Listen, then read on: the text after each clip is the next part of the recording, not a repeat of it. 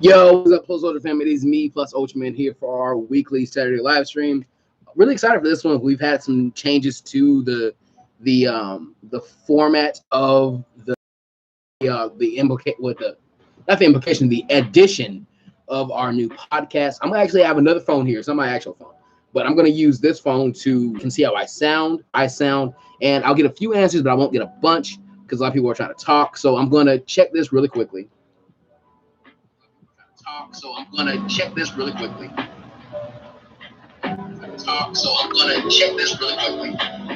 Yeah, the music isn't bad actually. What I'm gonna do with the music is I'm gonna cut the music down like twice. One, two. And now I'm gonna use this phone to read the chat because I usually can't read the chat as quick as I want to with my whatever you want to call it, the keypad on my laptop. So I'm gonna read stuff from after the stream actually started. So we have Man, what's up? Or Man says Osha plays. Marcus Williams says what's up. Doug says hi. Plus Osha Man. The Darkest Night says yo. Sab says hi. DXD Kid. I'm just gonna say DXD Kid. Says hi. Spawn Verse says yo. What's up, Plus Osha Man? How was your day today? I had a really good day. I woke up around 7, but I went back to sleep because I just could. Then I took a trip to Waffle House with my family and ate some breakfast.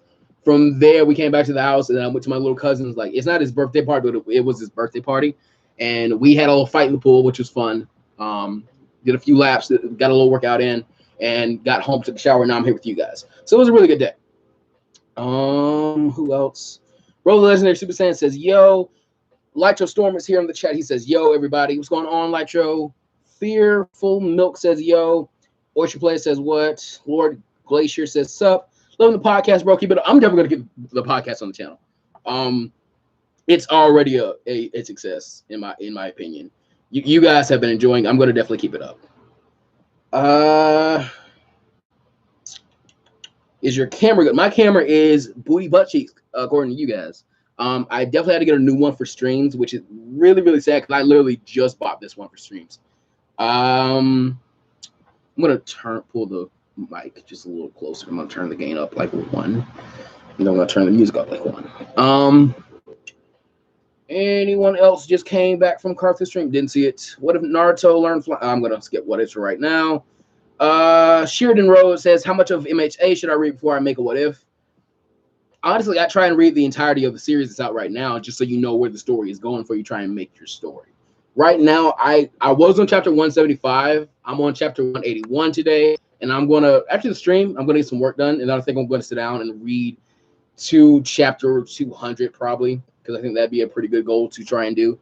But yeah, I would try and get to the most of the story. If you can't do that, probably try and read to where the anime has stopped, which I think is chapter. I can't tell you, but I would try and get there because most people are anime only with My Hero, which is kind of sad because I think the manga is really, really good as well. This somebody's hand says, "What's up?" I know what Moral Star Wish is. I think everybody knows what it is now. We've all read chapter 50 by now. Anti What If says, "How are you?" My aunt Emily Yates says, "You missed some good food, Nev." Yeah, I did have to leave the party after a little while. Phantom Gabe says, "Love your what ifs." Thanks so much, man. Darkest Night actually gave Sheridan Rhodes some advice by saying at least to chapter 50, or at least the first 50 chapters. What if Universe is in the chat? Let me actually go and make him mod.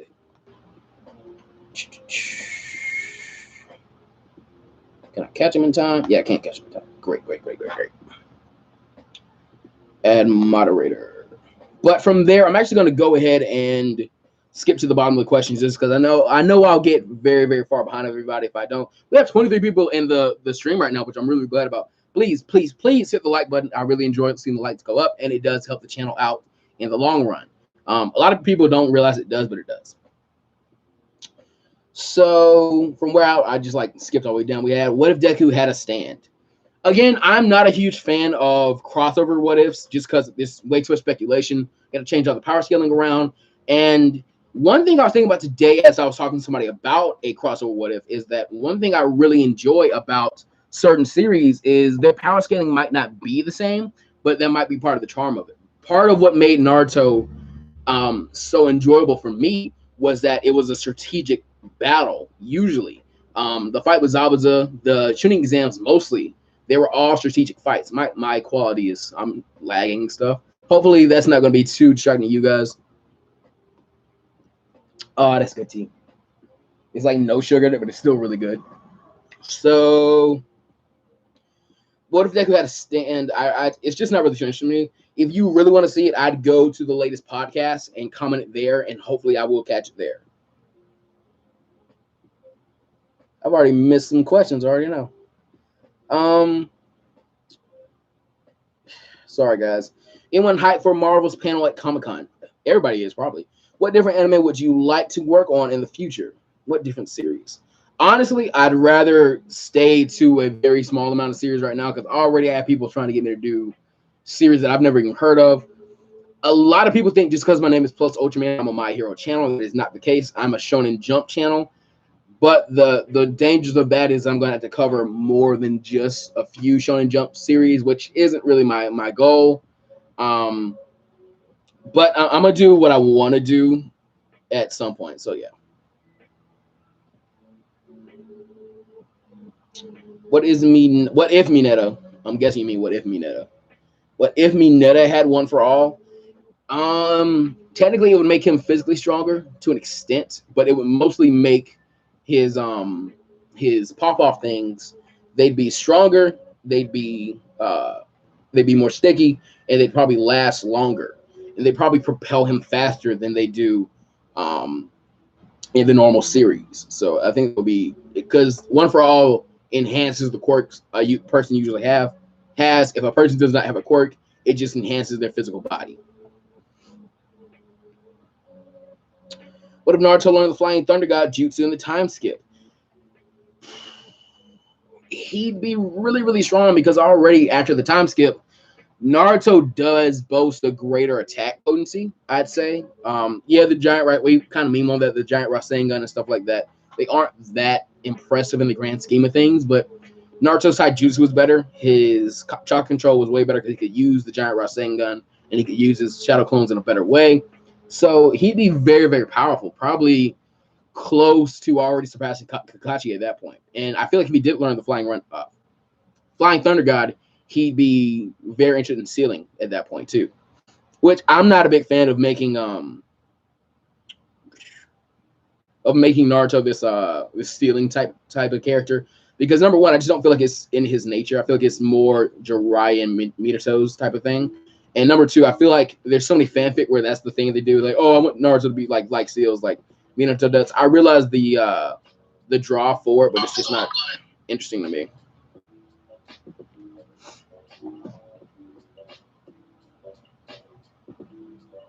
One second. And what if Deku had the Omnitrix? I may or may not do it at some point. I'll say that. My idea was what if Deku's Wikipedia knowledge of heroes was enhanced memory quirk that was quick enough to be recognized as a quirk. It's kind of interesting, I guess. It may be a big what if, but I feel like it could be interesting. What if Naruto learned a different forbidden jutsu instead of shadow clones? There's too much speculation of that because you don't know exactly what's in the seal of the scroll of forbidden sealing. Not completely. I think the Reaper Death Seal is in there, but that's a one hitter quitter. So it really wouldn't be that beneficial in the long run.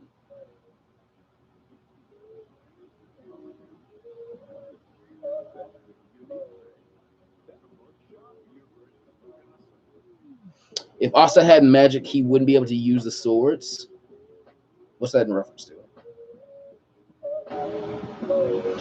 May John says, okay. DeMarcus Williams, what happened in the academy was a mistake. What's going on? Anime Noob says, hello there. Currently watching the Shippuden series, but does Sai ever become likable? To an extent. I feel like if you like Sasuke, you're not going to like Sai. And I feel like if you didn't like Sasuke, you might like Sai. That's kind of how I feel like how that works. Sai isn't introduced as a replacement for Sasuke, but he is introduced as an anti-Sasuke, I guess. Because when he's first put forth for the audience, you look at him like, okay, he's going to be just like Sasuke. He's just going to replace Sasuke in the Team 7 dynamic. But he really doesn't. He's actually very, very far off from Sasuke. just in that he's so like socially awkward. But you may or may not like him, Anime Noob. I've always been pretty indifferent to him, but I like Sasuke as a character. Sasuke is probably one of my favorite Naruto characters, under Kakashi, of course. But I feel like if I didn't like Sasuke, I probably would like Sai more just because of how he's introduced. Have you seen Goku takes Thanos stones in the Super Saiyan or SSJ9K's new video? Haven't seen it yet. You do have to watch it at some point. Finally, I made it on time. What's going on, Curly Head Phantom? Glad you made it to the stream, bro. Bro, man, choose one. What if Sasuke was a Nine-Tails Jinchuriki? The Nine-Tails would probably react very, very negatively towards him, not just because he's his Jinchuriki, but also because he's a Uchiha, which the Nine-Tails is not a big fan of. I'm going to pull the camera a little closer as well. I'm going to tilt it down some. If Jiraiya was the main character of Naruto, that ain't gonna happen. Hey, thanks, man. How's your summer been? Summer's been pretty good. Hold on, I'm pretty much at the bottom. What if Naruto was taught a different solid clone jutsu, Mud Clone, for example, and was eligible to graduate from the academy legitimately? He'd be a weaker Naruto overall. The Shadow Clone in the long run was probably the best ninjutsu he could have learned, just because the chakra drain from it is perfect for him, not only as a Jinchuriki but as a Uzumaki. So he'd be a weaker version of Naruto, definitely. That said, he might develop another elemental affinity, because I've never heard of a wind clone. So he could develop another elemental affinity, which could help him out in the short time. But in the long run, when it's time for him to go through a sage training or through the training to master the Rasen Shuriken, which in this timeline he might not need to do. He might develop his own, ultimate ninjutsu outside of the Rasengan. He might even create his own. I just feel like it would make a weaker Naruto in the long run. Keep it. What if Asta was born with magic? Because, well, no, if he was born with magic, he wouldn't have the 5-star or the 5-leaf grimoire. I don't know enough about Black Clover to give you what if about it, really. What if Goku died versus King Piccolo and trained with King Kai? I feel like if he died against King Piccolo, he wouldn't be permitted to train with King Kai. King Kai is like the pinnacle of strength in Goku's quadrant, when you remember it. Because you have 4 Kais and they all have their own quadrant. But so at that point, the best Goku might be able to do is train with King Yima, which, if you remember, was something that almost happened. In fact, hey, I would really appreciate it. I know I'm kind of like, stop lagging, please.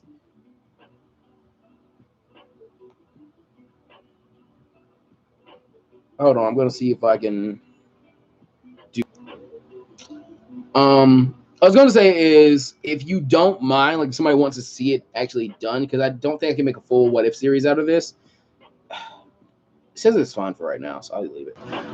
You can go to the podcast, the second podcast I just put out, and type in like what if Goku trained under King Yima as well.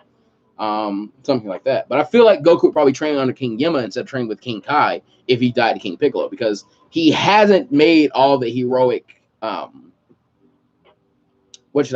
his heroic feats that he has by the time he's fighting against King Piccolo, that he's been killed by Raditz and to an extent Piccolo as well.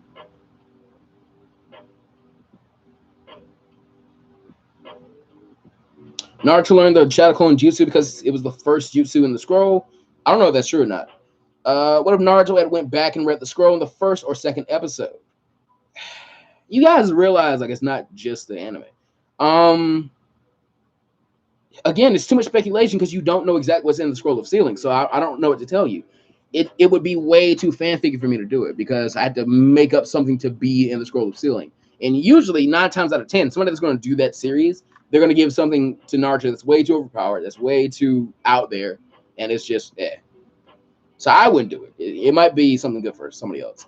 Pancake 2VD or 2DV says, what if Frieza turned good part 2? You guys are not getting it anytime soon.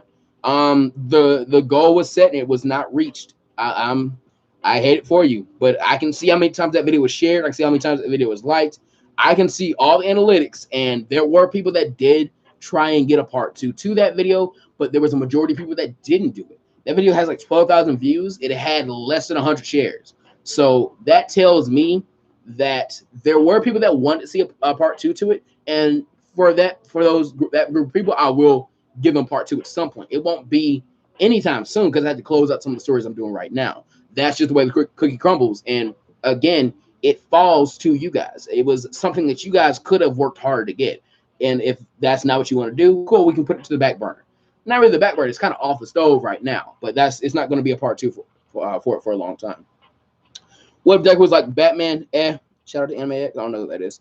Anime suggestions so I can start up my binge. What if Rock Lee was the main character? Which Lee should have been? You're saying what if he was the main character, not if he was like the stand-in for Naruto, meaning a lot of stuff that happens in the series, by the end of the series, Lee just can't fulfill. So what if Deku was born with the quirks he was supposed to have? Well, no, what quirk he's supposed to have? It's a lot of speculation for that.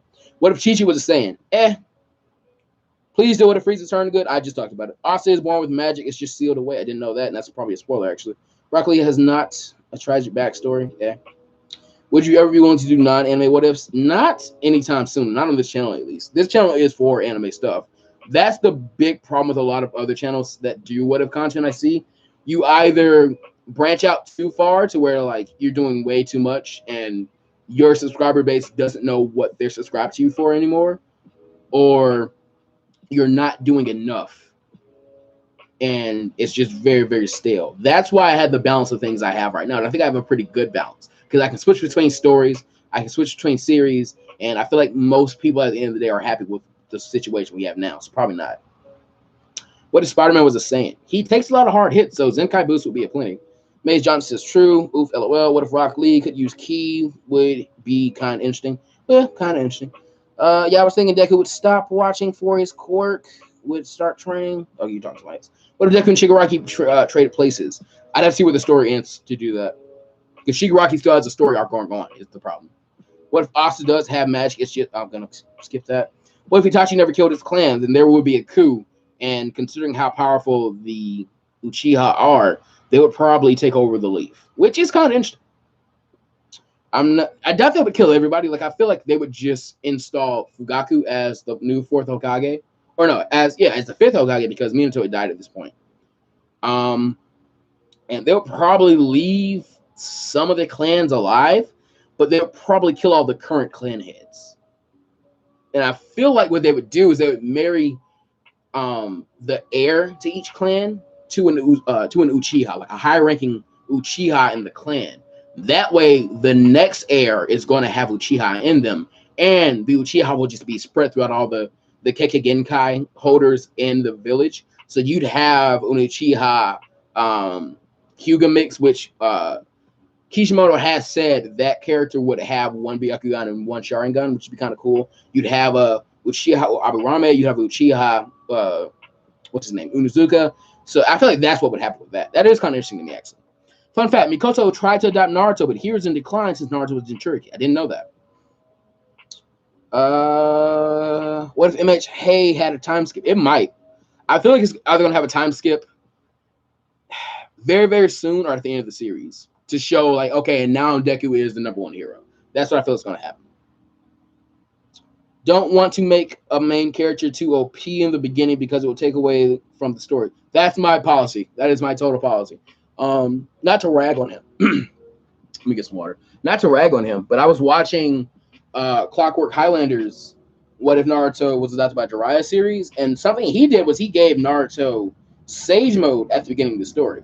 And I was like, okay, you might hear the train behind me. I'm very sorry if you can. I'm going to turn my gain down so you can't, and I'm going to kind of get a little closer to the mic and try and drown that out. Something he did, though, is that he gave Naruto Sage Mode like really early on in the story. I was like, okay, that's kind of cool, but he'll be really overpowered. But what he does with it is Naruto with Sage Mode is actually like pretty equal to some characters that Naruto with Sage Mode, even as a beginning, should be way above. And I'm like, nah, that's not how you should do that. Again, I like that series that he's done. He's actually way farther than I am. He started after me, though. He's not doing a bad job. I'm just saying, like, that's kind of why I wouldn't do that type of thing. Is because either you're going to overpower the character, or you have to take an ability that would be too overpowered, and you have to scale it down just for stakes in the story. That's why I avoid that. What if Sasuke never killed Itachi? Itachi was 6, so he would have died at some point. He has to kill his clan, or else the Uchiha will kill everybody else. Yeah. Well, not everyone. That's what I'm saying. Part of the least power is the big diverse group of Kekkei Genkai. So killing everyone would be a bad move. What if Frieza took an interest to Namek instead of Planet Vegeta? Very unrealistic. It's not unrealistic if you think of maybe he learns of the Dragon Balls earlier in the story, which that is actually an interesting what if. It's probably a very dark timeline, which I don't usually do, but I probably should do one at some point. Just what if one shot where he ends like in a dark way, in a sad ending. Blast Nexus says, "What's up, Plus Soldier? What's going on, bro? What if Rock Lee was a 9-tailed Jinchuriki? He would have a healing factor, so if he does learn the 8 gates, it's going to be a lot more powerful. We have seen what Lee with a one-tailed Kyuubi Cloak can do. He can kick Madara in half, so he'd be very, very powerful. And imagine that with KCM Lee. That's already out the gates. Imagine KCM Lee with 8 gates stacked on top of that. That's the series pretty much. What if Deku had Zenkai Boost as a quirk? I'm pretty sure Anime Junkie did that today. I don't know if I got to watch the whole thing because I was trying to watch it before I left for breakfast this morning, but I think he did do that. Sasuke didn't kill him. His sickness did. Yeah, that's true. It's not. It was sealed away until he came in contact with the book. Okay, I can't read it. What if Gohan went Super Saiyan with Goku on Namek? It's been done a ton. I'm sure you can find that on YouTube a ton. It's been done a lot. What if Deku became a villain? If Deku had Zenkai Boost, okay. What if Deku never got a quirk? What if Naruto was a natural born genius like Sasuke? What if Gran Torino trained Tomura? I didn't see where the story goes, honestly. That is a good one, though. What if Goku trained more versus Cell? So what if he trained more instead of relaxing? According to Goku himself, it wouldn't have helped. So I feel like it probably wouldn't change much in the series. Wait a minute. If Deku had a Denial Boost quirk with its Zenkai Boost, then boy, the Zenkai Boost will be OP. It isn't too far-fetched, and the characters have somewhat of a link. What Tomura was it? I'm going to skip to the end, guys, because I'm missing some stuff. What if Deku jumped off the building? What if Nail had fused the Guru? Dragon Ball Multiverse does that, actually. What if All Might died in the rematch but killed All for One? Guys, this is the best time for me to say this. If you want to see a lot of these, what else you're talking about, because most of these are ones that I'm not going to do in a main series just because they probably aren't worth the main series. No offense to you. You need to go and start posting these on the what are they called? The podcast. I'm just going to stop for a second while I share this link. Very, very quickly. Yeah, the podcasts are going to be where I start to do some of the more outlandish what ifs that I just would not do otherwise. They're also going to be where I do crossover what ifs and what else was I going to try and do here? And some non My Hero, Naruto, or Dragon Ball what ifs. That's the three I'm going to stick to right now. What do you think Deku's quirk would be if he had a natural quirk? I've always said it'd probably be something that is a mixture of his mother and his father's quirks. Kind of like how Todoroki has the half hot, half cold thing, yet his siblings all have some kind of amalgamation of them both, but they might hurt one. Like one of his siblings can generate fire, but the flames can actually burn them and stuff like that. No, move. I'm trying to get back to the music. So I feel like it would probably be pyrokinesis, to be honest. Whoa.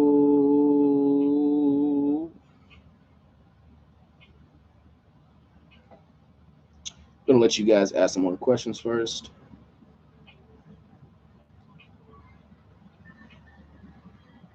Same thing, because I can actually read up one of them. What if the Nomu attacked the subway Deku was on?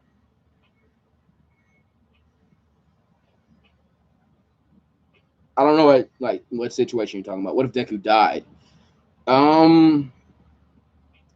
What's his name? Lemillion probably receives one all for one or one for all, but I always get those two mixed up. Um, if not him, I'll probably say Melissa Shield or somebody because she also was quirkless, and All Might has a connection to her. What if Nil? Okay, yeah. Was there another question yet? What if Perfect Cell was never completed? He just loses easily. That's pretty much it. What do you plan on doing in the future? What do I plan on doing in the future? The future of the channel is and guys, what I'm gonna start doing with streams is a lot of the questions you have for streams, I'm gonna start telling you to take it to the podcast. I'm gonna take like one what if that is questioned here. I'm gonna give you a short version of it, and I'm gonna tell you to go to the podcast. The reason I'm saying that is because streams will no longer stay on the channel for very long. I plan to always make my streams like over an hour long at the least. So those can actually hurt my viewer retention rates if somebody clicks on and is like, oh, it's an hour long stream and I'm not really going to have the time to stay for an hour versus a 20-minute video. So these will be private on the channel from now on. So yeah, if you want to see these what ifs and be able to come back to them, or if you miss this podcast or this not podcast, but this live stream, you start putting these on podcasts.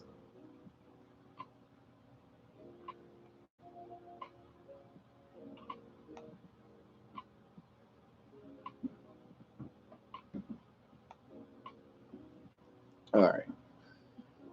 You might want to add a rule for live streams about having people request what ifs on the podcast before the next stream. It's not really going to be a rule. I'm just going to tell you, like, some of these I'm just going to say, put it on the podcast, and I'm going to skip by you.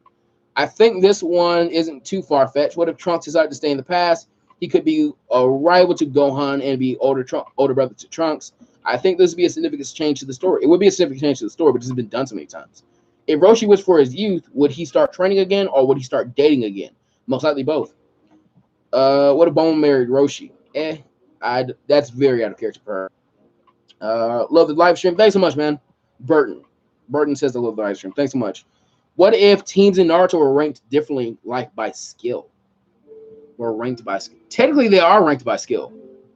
Naruto's team is the tradition of the leaf in that you put the number one rookie with the number one Kunoichi, and then the dead last of the class.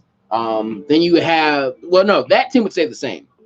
The Ino Shikacho trio probably would change just based on the same kind of ranking. You'd probably do the second best Shinobi, the second best Kunoichi, second to dead last, and keep going like that until you full out all your teams.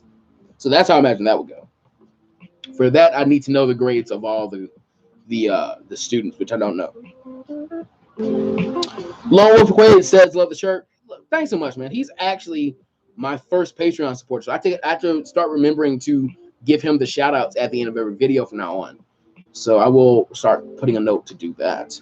What if Bardock was a Saiyan General instead of Nappa? We don't see many of Bardock's, or not Bardock's, but Nappa's decisions as the Saiyan General. This could mean that he would have been training Vegeta. So you'd be switching Vegeta and not Vegeta, but Nappa and Bardock. Team Bardock would probably be Team Nappa. So Nappa is the one yelling Frieza. Bardock might approach Goku differently.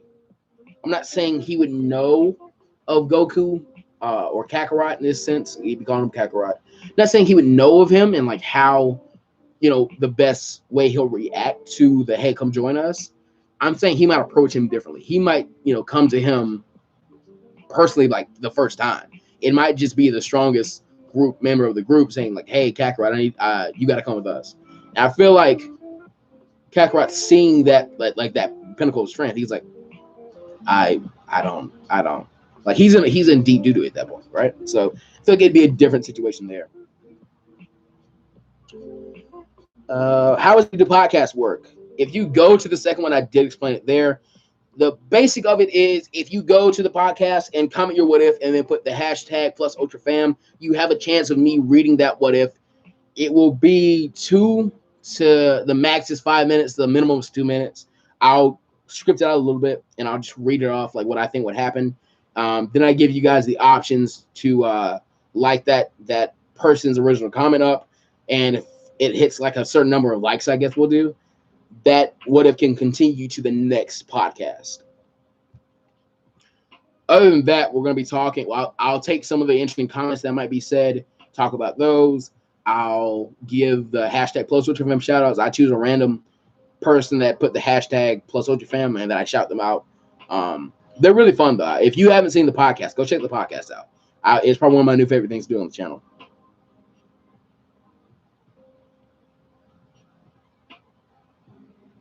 What would you wish for from Shenron if you were on Earth during the 3-year gap before the Android saga? Detonate the bombs inside of Android 17 and 18, thereby destroying Dr. Gero and the present version of Cell, 17, 18, and 16, and probably taking a sizable chunk of the Earth, but because those bombs were compared to nukes at some point, I think. Anybody think Hinata joining Team 7 instead of Sakura making a difference in the story? It would definitely make a difference in the story. It's just done so many times. What if Taro was a part of Vegeta's crew? Take it to the podcast. Dark, what if the Tournament of Power happened in the Dragon Ball anime? I need to know Jiren's age. I'll say that. That might have been stated. Some amalgamation of Jiren's age might have been stated. Or not some amalgamation, but some sense of it might have been given. I kind of remember it. How strong do you think Piccolo will become if he fuses with 2 Universe 6 Namekians?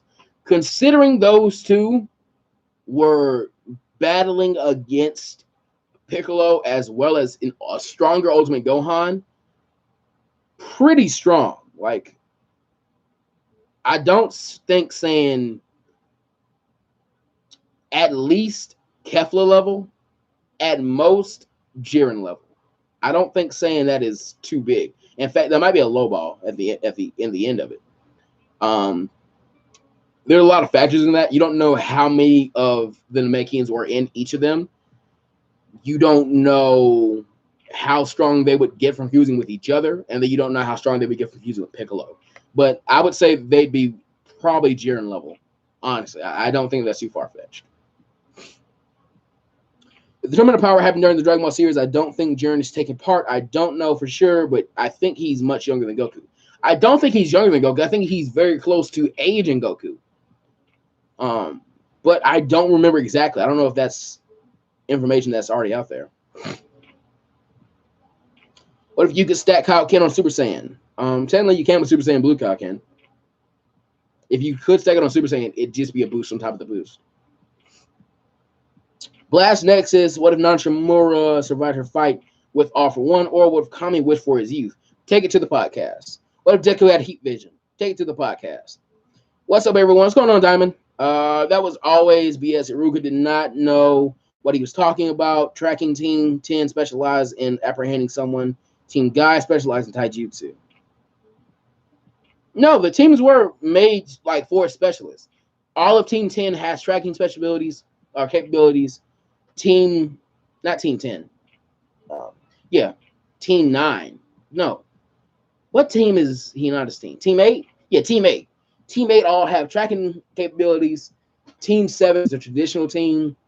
Team 10 is the traditional English show team. Those teams make sense. I don't know what you're talking about.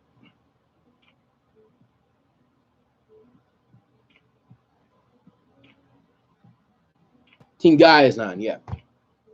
Got those confused for a second. What's your favorite anime? Right now, probably Dr. Stone. I'm really enjoying it. I do want to read the manga at some point, though. What's your favorite anime? Right now, probably Dr. Stone. I'm really enjoying it. I do want to read the manga at some point, though. Right now, probably Dr. Stone.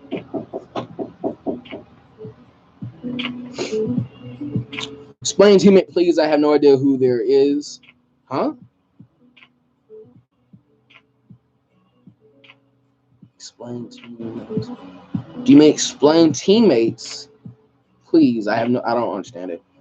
Hit is mortal. He is over 1,000 years old, age 779. So appearance alone, it's hard to figure out Jiren's age will need more research for.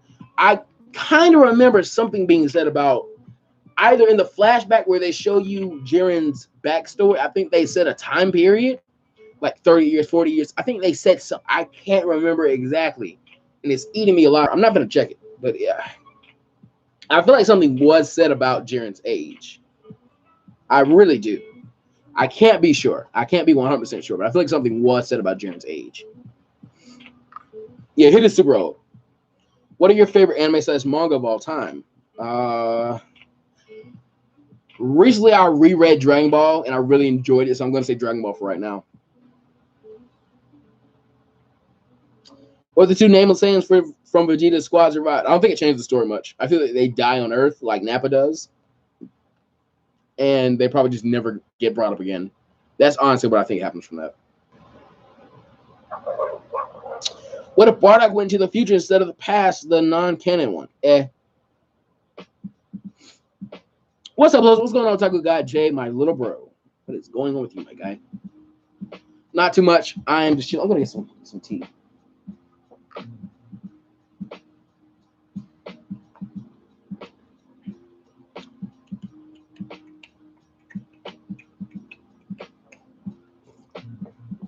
Actually, going off of chat because I'm just a little tired of talking about what else right now.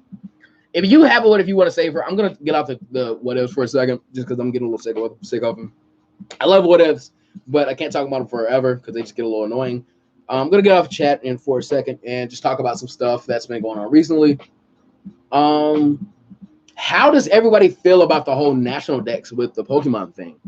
Because honestly, I'm not the happiest person with it. I realize there's probably like a lot of nuance to that situation, but I'm not too happy with it because somebody was saying if they're going to like reuse models, because I think somebody did prove that they were reusing models, it's very bad that the models aren't that great because they have technically models up to Gen 4 in Pokemon Go right now. I don't remember exactly what they were saying.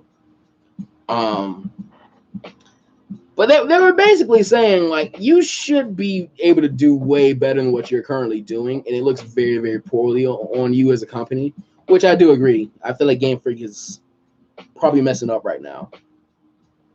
Because I'm a huge Pokemon fan. Same. I've been a very... You actually can't go back now, but the original thumbnail for live streams had Sceptile on it. Because Sceptile, he's my starter. He's not my favorite anymore, but... because originally the live stream was just supposed to be us chilling out, maybe talking about a variety of things, but they basically evolved into what if live streams, which isn't bad. It's just they get a little stale after a little while. Lord Glacier says, I'm not happy at all, but the signs were there ever since the success of Pokemon Go. They kind of shifted focus from the main games to the mobile stuff. Pokemon Go isn't the reason for this. It's that you have over, I think it's 800 now, over 800, over 700 Pokemon. Modeling all of those is going to take a lot of time. That said, when did Let's Go Pikachu? Let's Go Eevee came out last year. That's still 150 something models you have done, right? So beyond that, you got four gens worth of brand new, well, 3 gens because we're not counting the first gen models. You got 3 gens worth of brand new models in Pokemon Go. Pull them up, gloss them up, make them look a little better. Now you only got to cover, what, 4 more? So get those done. I feel like that shouldn't have been that bad. I really do. I really do. And that's how you want to do it. You probably could have just released the updates for Pokemon Go a little faster. Go ahead and put us on 5th gen and then 6th gen, and there you go. So I feel like it's kind of telling on them that they could have been doing this a little bit better. Vegeta killed Nappa because Nappa was annoying to him, I think. No, Vegeta killed Nappa because Nappa was used to him, which kind of points to the idea that the healing tanks couldn't heal his broken back. That means those things do have a limit to what they can heal. And he wasn't going to waste a wish on Raditz, so he wasn't going to waste a wish on Nappa as well. Because he says, I don't have any use for you anymore, and then he throws him up. It wasn't just because he was annoying to him.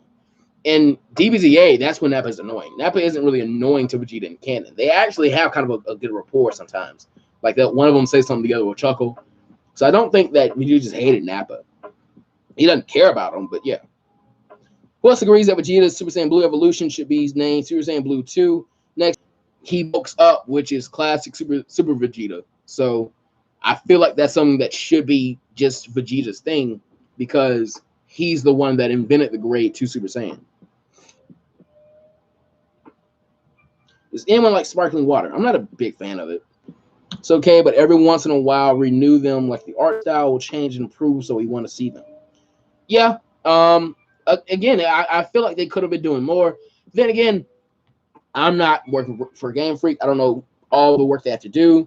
They got to make battle animations, idle animations, fainting animations for 800 posted, about to be probably like 900 Pokemon times 3. You're looking at like 27,000 animations you got to make. So I understand it is a hard thing, but at the same time, you're finna move up to a console. So now your games are gonna go from $40 because what's it called? 3DS games used to be like $40 to $60, and most people buy both Pokemon games.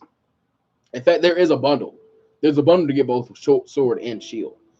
I don't know how much that is. I feel like the money you're finna get from it is worth the pain and anger. And plus, they're probably going to put the next games on the Switch as well. So getting the models done now will probably help them out in the long term. Not just that, if you make any other side games, having the models done on the Switch is going to help you out. So I feel like they're kind of messing up with that.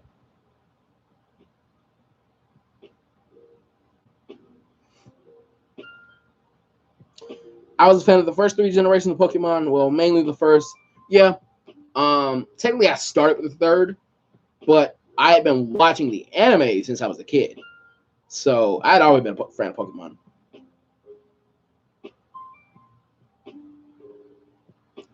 Super Saiyan 8, bro. No, I'm good, dog. What is your favorite Pokemon and favorite Digimon? For me, Garchomp and Boncholiamon. My favorite Pokemon is Arcanine. My favorite Digimon is I think it's not Leomon.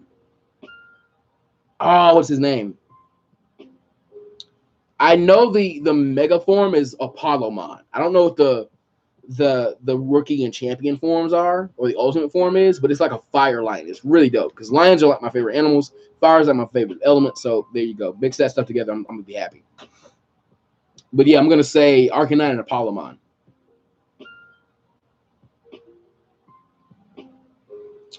TGS, not Milton, says, love your vids plus ultra. Thanks so much, man. I really do appreciate any type of love.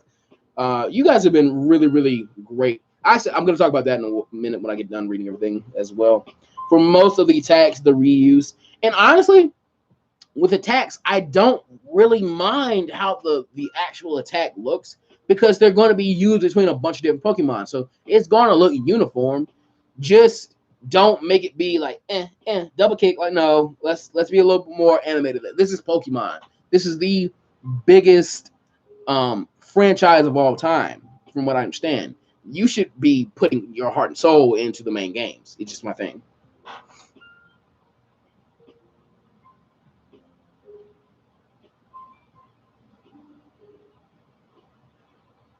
I'm so curious if I can like improve the quality of my camera. I really am. I'd really like to. Digimon was a fun series. It was. Have you seen the Fate series? I have seen it. What's your favorite RPG game? My favorite RPG game is Final Fantasy X. All day, every day. I've been wanting to replay it really badly lately as well. By the way, you're right. Theory already announced that all further Pokemon games will be moved over to Switch. Yeah, there you go. Smugstick is in the chat. What is going on, bro? We actually have to talk after this because I have some updates on my situation for this week. So remind me to text you. Wait, what was your favorite Digimon? Favorite Digimon was Apollomon, I think. That's what I said. Lloyd Glacier says nice. Tim Worley, I forget the names of the rest of the line, but Apollo's Rookimon is Coronamon. Thank you so much, not Lord Glacier. Tim Worley, it is Coronamon. That is my favorite Digimon. Favorite manga / anime. Again, I just reread. I didn't reread all of Dragon Ball, but I reread a big chunk of the Saiyan saga. Then I jumped up to the middle of the Android saga and read through there. And then I finished up the entire Buu saga just because I wanted to. So right now, it is definitely the Dragon Ball manga. I forgot how much, like how well that story is just drawn, really and truly. I was watching one of not Lone, Super Eye Patch Wolf's videos, and he was just kind of examining how the artists for Bleach and Naruto, how their art kind of suffered in the long run. Not Kishimoto, Toriyama didn't really downgrade at all. His art was always pretty consistently dope. Yeah. Love the Pokemon series. It is a great series, dog. Once there was a Pokemon game where the Pokemon actually hit each other. Yeah, that was Battle Revolution. That came out like 10 years ago almost. No, it's definitely a 10-year-old game. And for it to look better than Sword and Shield is very, very sad. Smoke says, you got it, bro. Have you played Chrono Trigger? I've been told I should. I have been told I should. Jason Castillo says, hey, what's going on, Jason? Would you ever do a Bleach what if? I'd have to read all the way through Bleach. I jumped off on the Fullbringer arc because that was the last arc animated. And I know the manga actually did go further than the anime did. So I'd have to finish up the manga. That's because Toriyama worked smarter, not harder. No, that's because Toriyama had editors that were always on his case. Like, Toriyama's editors were on top of him at all times. That's because he's lazy. And there's nothing wrong with it. I'm lazy. But, you know, when somebody's on top of me, I probably do my best work. When somebody's being critical of me, I do my best work. So I understand why he had editors on him like he did. When's the next If Stain Train Deku? I would... no, go watch the podcast, actually. I did talk about that there. Which is your most watched anime? Most watched in times of rewatches? Because, again, that's going to be Dragon Ball. I probably watch Dragon Ball every year. Like, yeah. I probably watch the original Dragon Ball every year.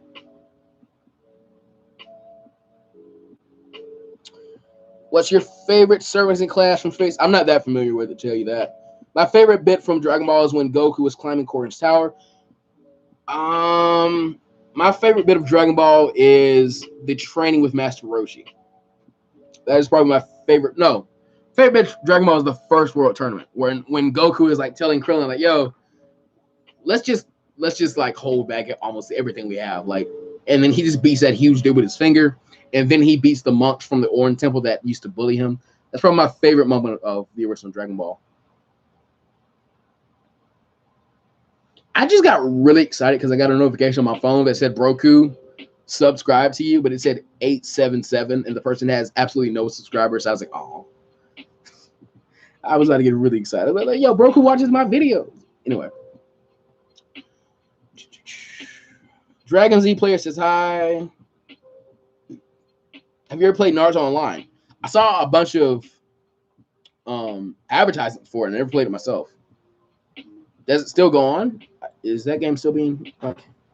The first tournament was awesome. The first tournament is probably... I'm pretty sure the original Dragon Ball was supposed to end after it. So I think that's probably the pinnacle of... Well, no, that's not the pinnacle of Dragon Ball. In terms of the anime, the Goku versus Piccolo Jr. fight is god tier. And I used to tell people like, oh, yeah, no. Goku versus the original Goku versus Vegeta, that's one of the best fights. I think it was Geekdom that was saying, like, no, if you really think about it, no, it was totally not Mark who said it this week. He was saying, like, a lot of the stuff they did in the Vegeta fight with the giant villain, with the, what is it? He said more than just that, but like a giant villain. That stuff happened in the original Goku versus Piccolo fight, or Piccolo Jr. fight. So that has probably become my favorite fight in Dragon Ball right now. Plus, it has my favorite character in it. Still have time to play it. Yeah, I might. I don't really have time for it. Planet Tour of Team 4-Star once compared One Piece's pacing to a cheetah on a treadmill. Would you agree with that? In terms of the manga, yeah, you can get through the manga of One Piece way faster than you get through the anime. And you might look at me and be like, what? That manga has like almost 1,000 chapters. Like, no, you can get through the manga of One Piece very, very quickly, actually. What's his name? There's a YouTuber named Your Boy Roshi, and he documented his entire One Piece journey. I think he did this within 4 months. He read all of One Piece in 4 months. It might not even be 4 months. It might have been quicker than that. But I remember that he started at one point, like 3 weeks later. I think he was already. I probably did say 4 months. on accident. But he started 1 week, and like 3 weeks later, he was already on Thriller Bark. So you can do One Piece like really, really quickly if you want to.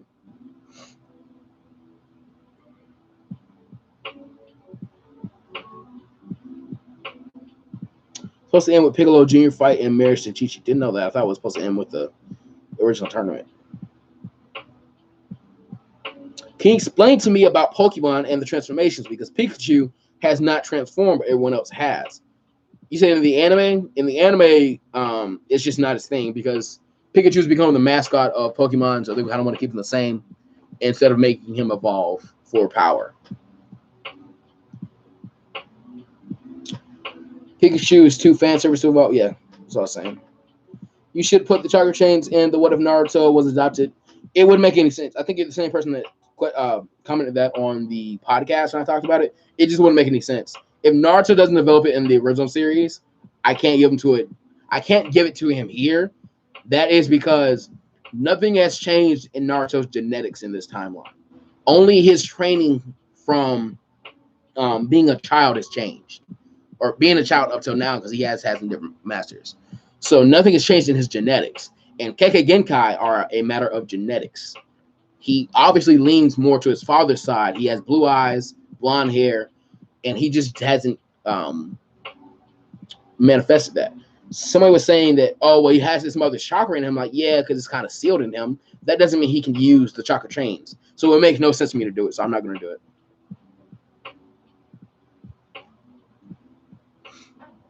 Who is stronger? But I could go with Sasuke all day. TGS nominate says thanks. What's going on, bro? Or no problem. When is the next What If Jiraiya Dr. Naruto? Go check the. In fact, I'm pretty sure you asked it in the podcast. Go check the podcast. It talks about it there. Pikachu did beat Raichu. Yeah, he's beat 2 Raichus actually. He beat Raichu in the original anime, and then he beat him in the Sinnoh anime. Good buddy Dread Trek says, "Yo, stop. I'm gonna turn the music down just a little bit. I'm gonna turn my gain up just a little bit. But you guys can't hear me too well because I'm yelling more to myself." On game mechanics, Pikachu is a higher level. Pikachu actually is more useful than Raichu in a lot of situations.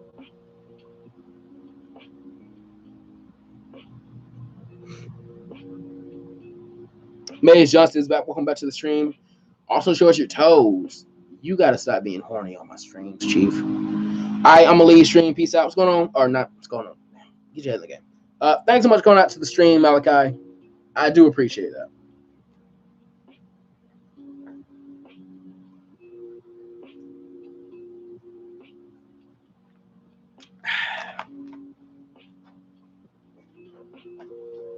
LOL. Sorry. Yeah, no, you gotta chill out with them. With the toes and stuff, Chief. That's a little risque.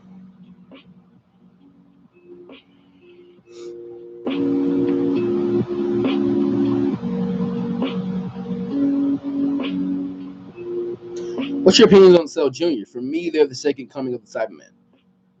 I'm really indifferent to them. They're just kind of, fodder villains to be there for Gohan to defeat once he gets his power boost. Sorry if I'm spamming this, but could you possibly check out some of my mean on what ifs? Sorry if it's annoying that I keep asking. I haven't seen you ask at all. If I find time, I'll try to. What do you mean Dory had a fireball quirk? What's a fireball quirk?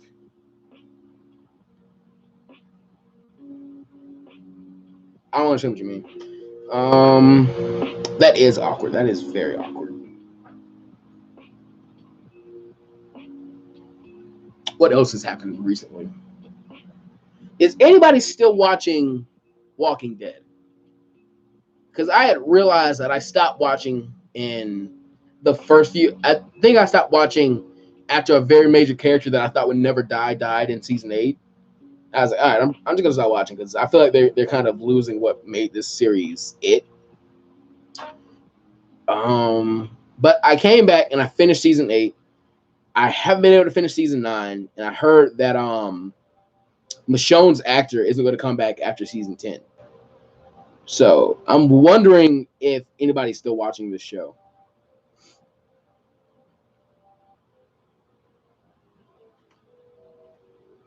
Who is better, Yamcha or Mineta? Yamcha could destroy Mineta before Mineta could even comprehend that Yamcha's in front of him.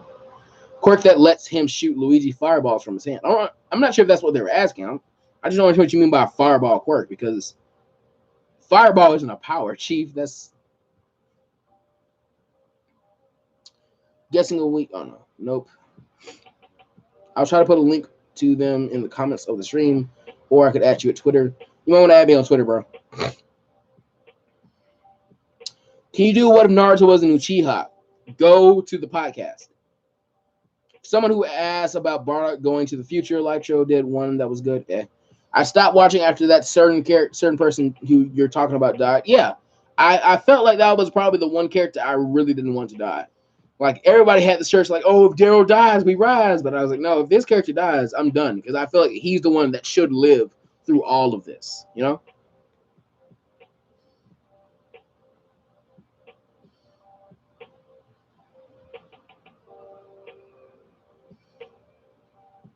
Basically a fire quirk. I get you.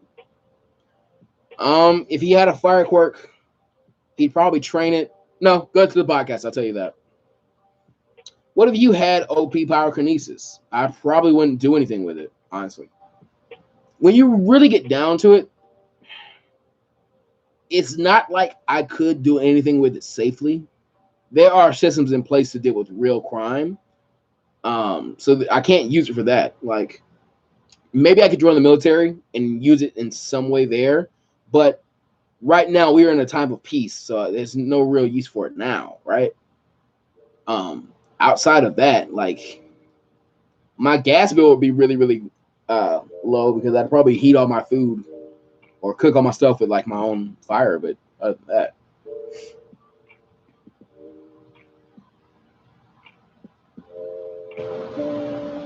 if you could choose somebody from the Dragon Ball cast to replace Beerus, who would you choose? That is not a bad question. Who would I choose? A lot of people would say Frieza, because they're like, oh, Frieza would be a great god of destruction because, you know, he loves to destroy things. But I think the Tournament of Power kind of showed us that the way Beerus acts is not the way a god of destruction is really supposed to act. Or the Ninth Universe, where they're like, oh, you got to be really strong to live in this universe. Like, no, that's not. Sorry, I keep checking the table. That's not really how this should be going. The god of destruction is supposed to be the god that kind of quells evil in the universe, while the god of, not the god of, the Kai is supposed to be the one that's creating life in that universe. So somebody that really understands balance, and to that extent, anybody from Dragon Ball, I'm going to say Master Mutaito. Either Master Mutaito or maybe Korin. I'm not talking about in a power scale wise. I'm talking about just in terms of understanding what the god destruction is supposed to be. If they train with Whis and they gain God Ki and they train hard enough, I feel like they can make up for the power scaling thing. And I also feel like Master Roshi could like master Ultra Instinct way easier than Beerus could. He's been fighting for his entire life. He has all this experience. In fact, with God Ki, I feel like him being old wouldn't even matter anymore. He probably wouldn't even need to have his youth back anymore. So I'd probably say Master Roshi, Korin, or Master Mutaito.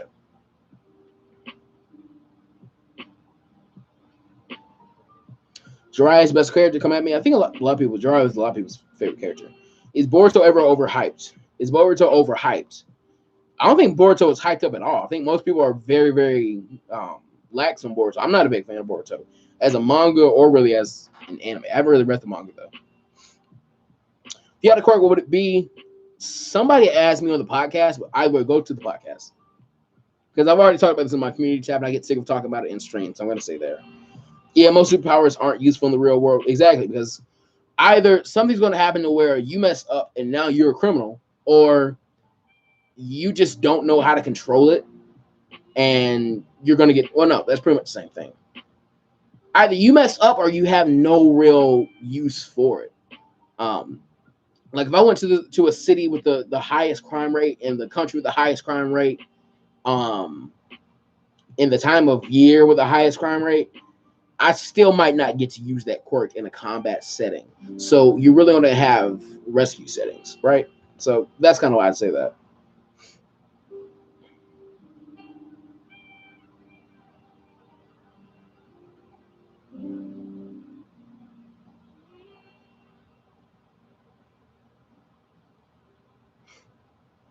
Oh, Naruto probably would have been killed by Itachi or targeted by Danzo. Go through the podcast. We'll see. If you personally were to, I was talking about that. Sorry. No, this is somebody else asked me. If you personally were to have a quirk, what would it be? Mine would be to complete control my mind's body density to where I could walk on air and phase through walls, or superhuman strength slash toughness. If you commented on the podcast, I'll talk about it there. Heard Lee is not treated well near the end of Shippuden. Does this happen early on or move towards the end? I'd probably say Lee is treated worse in the beginning of Shippuden than he is at the end of it. He has a really hype moment at the end of Shippuden. Two cat god of destruction to the north. Yeah, that actually would be kind of cool. Do you think Danzo was intentionally a hypocrite or was just written to be a villain? I think Danzo became what he hated. What's that Batman quote? You either die a hero or you live long enough to see yourself become the villain. I think that's what happened with Danzo. They used to call him the Shadow of the Leaf. I feel like Danzo did start off as somebody with good intentions because we all love the second Hokage. The second Hokage hated the Uchihas as well. So I feel like he just ended up going down the path of darkness way too far. And that's what happened.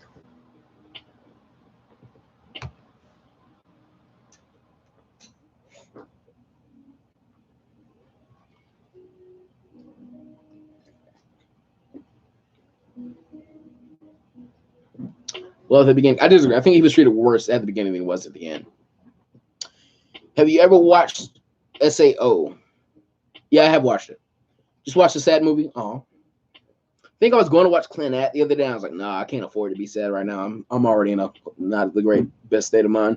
Did you know that Shintani was the one who designed the legendary Super Saiyan Broly from the movie while Toriyama designed up to Super Saiyan Broly? Didn't know that. Lord Glacier did have a question, but he kind of removed it.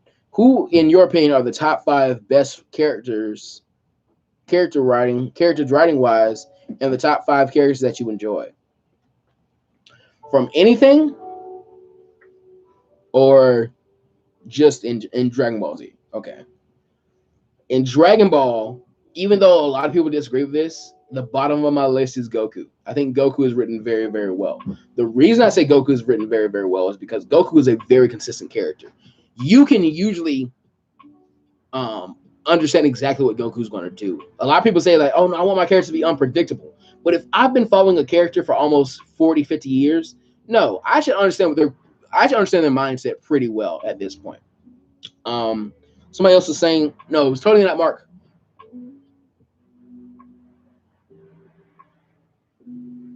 Sorry, there's somebody like revving a car outside. Totally not Mark was saying that Goku just has a neutral character arc, which is not a bad character arc. It's just one that everybody doesn't like because it's not edgy. So Goku is at my 5. He's the bottom of that list. Next to him, probably Future Trunks. Future Trunks has a really good moment in Super where he sees Gohan's like life as, you know, this soft family man that's not fighting anymore, and he's happy for him. He's like, I get it. Gohan isn't a warrior. That's not who he is. He's perfectly fine with it. That's something I always love because I tell people all the time, like, Gohan isn't supposed to be a warrior. He was based off a character in Journey to the West who deplored fighting. He was not a fighter. He has the most potential. He has the most, you know, grace out of the characters, but he's not supposed to be a fighter. So when Trunks realized that and he was fine with it, I really enjoyed that moment. On top of him is Piccolo before Super. Piccolo before Super, or before he just became the new Yamcha, he was very well written. He was written as a character with conflict. He was written as a character who had to have his heart touched at some point. I thought Piccolo was very well written. Above him, definitely, Goku, Trunks, Piccolo. Obviously, Vegeta is going to be Vegeta isn't my second. Who is my second? If Super didn't happen, I would have said Tien Shinhan. Or Tien Shinhan, whatever you want to call him. If Super didn't make him into a joke, I would have said Tien Shinhan on this list at some point. Beerus is actually written very well to me, in that he is a very cool, pulling the rug off from under the viewers type of character. Like everything about his physical appearance, he looks very, very evil. He looks very, very sinister when he's first introduced. I remember before I actually saw Battle of Gods, there was a Dragon Ball game. I think it's Battle of Z, but I think it was his first video game appearance. I was looking at the case and I was like, oh, he must be the big bad of this game or something like that, because I hadn't really seen the trailer for Battle of Gods yet. And I was like, oh, he must be the big bad. But no, he's actually like not even that bad. Can actually be considered a pretty innocent character in some senses, in that he's very, very simple with food. He's very, very straight to the chase, and he does have a code. So Beerus is actually written pretty well. And on top of Beerus, I'm probably gonna say Vegeta is my number one. That took longer than I wanted to, but yeah. Do you watch your own stream while streaming? I am right here because I'm trying to read the chat faster. I realize the quality isn't the best. I'm very, very sorry, but I will upgrade my camera at some point, guys. Wolfie Chew X Jordan. I don't know who those people are. Did you know if Torio's partner didn't? Yeah, I didn't know that. What if Goku reached Super Saiyan, the OG Dragon Ball? I'll be talking about it on the next episode of the podcast, actually. English sub or dub? I can watch both. I'm honestly a bigger fan of dub because I'm very hyperactive, I guess I want to say. Like I'm not diagnosed with anything that gives me an attention disorder, but it is hard for me to just sit down and watch something. So having the ability to hear it in my native language versus having to sit down and read and focus on it completely, I usually pick dub over sub. But like I've been watching Dr. Stone in sub, and I've been pretty focused on it, so I can watch both. It really doesn't matter. I just finished the new season of Attack on Titan in sub.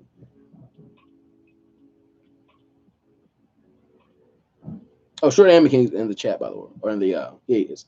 What is your favorite anime movie? My favorite anime movie is The Boy and the Beast. It's not Ghibli, is it? I forget who the guys. I think it was a Ghibli studio movie. I forget who the actual man behind it was. But my favorite anime movie is The Boy and the Beast. My second favorite is it's probably gonna be Wolf Children, which is the same studio, I think. It might be the same guy. It is the same guy. And then I'm gonna say My Hero Academia 2 Heroes. After that, I'm gonna say Dragon Ball Super Broly. After that, I'm gonna say Dragon Ball Super Battle of Gods. That's my top 5. Have you finished recording the third podcast? I have not. This is part of what I had to talk to Smug about. We actually had to have a conversation very, very quickly and had to get these lines recorded for each other very, very quickly because I'm going out of town this week. So I was going to try and get you guys 2.5 parts to What Ifs. What's going to happen now is you're going to get 1.5 part to a What If. You're going to get one What If. You're going to have a collaboration over on Smug's channel. And you're going to get 2 podcasts. You're going to get a podcast probably Tuesday, and you'll probably get a podcast Friday. Or no, you might get 3 podcasts because I won't be able to stream Saturday. I'm going to be out of town. I'm going to go celebrate my grandmother's birthday.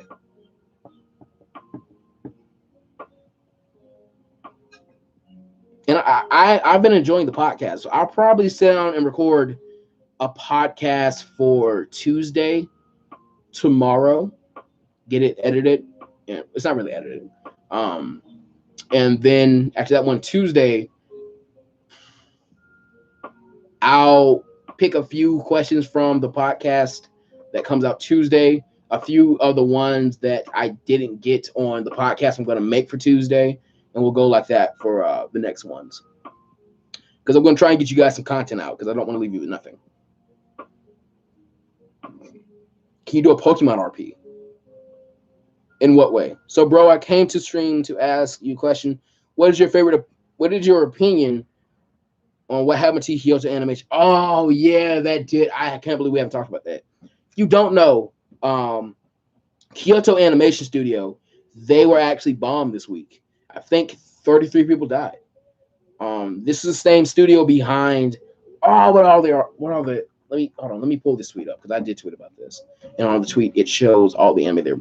It was like free, a lot of stuff that a lot of people enjoy, and I was kind of talking about how like, yo, we as a community of just people who enjoy anime, yeah, they were behind Free, they were behind Dragon Maid, they were behind A Silent Voice. I don't know what this show is. Is that no? It's not Lucky Star. Um, Violet Evergarden, which was really good. Uh, K-On, I think, as well. But they were behind a lot of anime that a lot of people love. And something I was saying is like, yo, like as a community, I don't think we usually give enough credit to the animators as just being animators, but also just as being people. I was noticing this today, just talk about my YouTube channel. I was talking to somebody because I was at this party for my young cousin, and I was saying like, oh yeah, well, some people can talk to you a little like, they can be a little mean sometimes, but I kind of give them leeway because I realized that like from the other side of this screen, you probably don't understand that I'm a real person. Like this is probably the most candid, most real version of me you're gonna get. My podcast, they're a virtual ghost to me and my what ifs. They're not even a virtual ghost to me. They're a narrator of me that's just talking off a script that I wrote, probably weeks or days or months prior. So this is probably the most, real version you'll get of me. And people don't understand that, oh, behind this thing I might like, this is my pop screen, by the way.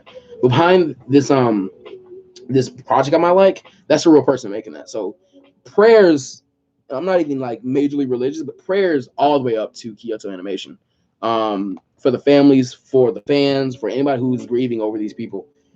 There is a donation. I had to donate. I'm going to donate after I get paid, actually. There is a GoFundMe for a donation for relief. So if you have a couple dollars to spare, throw them in there. It's very, very sad. I'm not even sure what the motive of the bombing was. But I'm going to get off that because it is a little somber for this type of stream. We're supposed to be relaxing and stuff like that.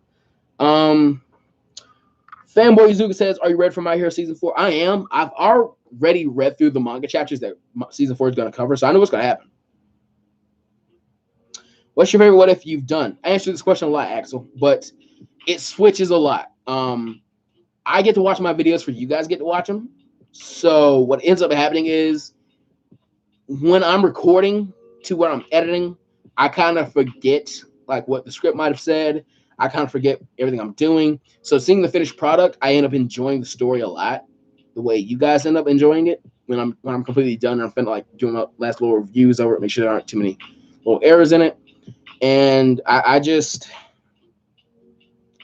it changes. Right now, it's probably what if Naruto was about Jiraiya, just because I know where the story's about to go, and you guys are finna lose your minds. That's all I can say. Have you ever met your fans in person? No, but I want to so bad. I want to meet somebody who may watch my videos or my streams or whatever. I want to meet somebody at MomoCon so bad. Right now, I'm really looking at tickets to KamehamehaCon. I really am. And that's in May. So there's no telling how big the Flow Soldier fan might be then. We might be close to 50,000. We might be close to 100,000. You never know. But I want to meet one of you guys in person so bad.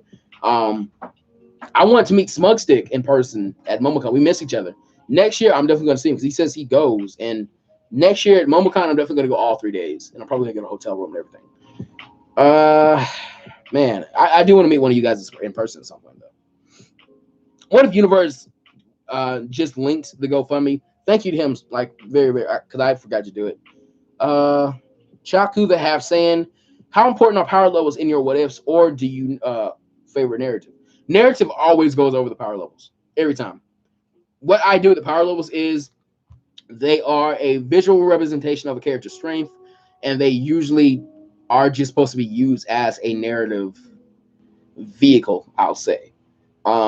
So in a portion of the story where power levels are presented to you, it can show you how much stronger or how much weaker a character is than their canon counterpart. It can show you the benefits of the training that character might have done, stuff like that. So it gives a lot of benefits in terms of storytelling. But the narrative will always go over the power levels. In fact, before I released part 4 of What If Piccolo Turned Good Early, I was going to stop doing power levels after the Frieza saga. just because that's when they stop naturally, and I thought that'd be the best place for me to stop from there. But I got in a flood of where's the power levels? Where's the power scaling? Where's the power levels? I was like, dude, like somebody messaged me on my personal, like my DMs in Discord with like this paragraph of like, yo, what power level is that? That's like the one reason I watch you, because this is one thing that makes you different. I was like, dude, okay, I'll do them again.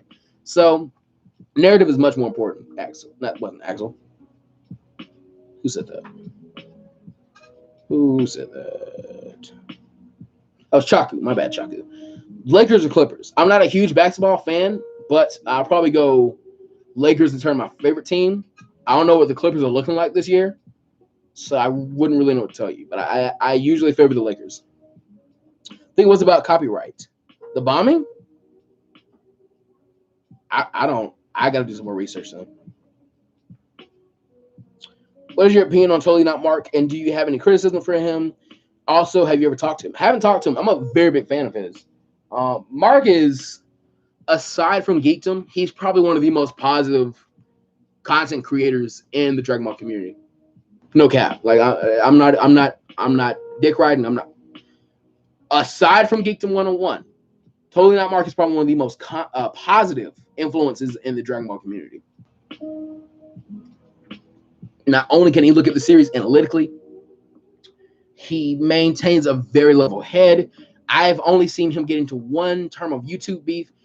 He did get into another one in a way, but it was pretty much one-sided, and it was very immature on the other person's side. I'm going to stop ragging on that person, though. So I love Totally Not Mark, to be honest.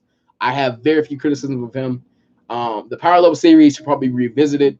I feel like he should do it again and just do more characters and kind of revamp some of the ones he did, because those are very wrong power levels, but it doesn't matter. Like, his power levels at the end of the day don't really matter. They're a narrative boat.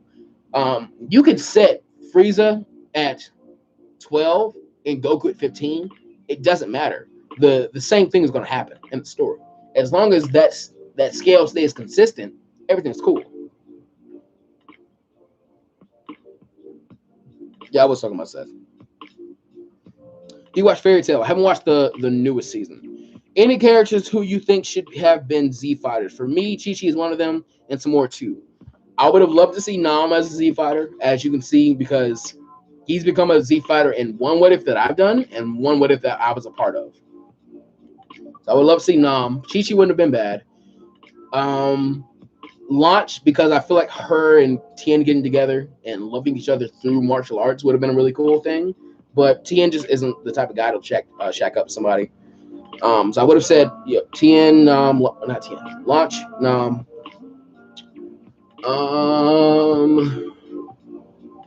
I wish Yajirobe would have done more.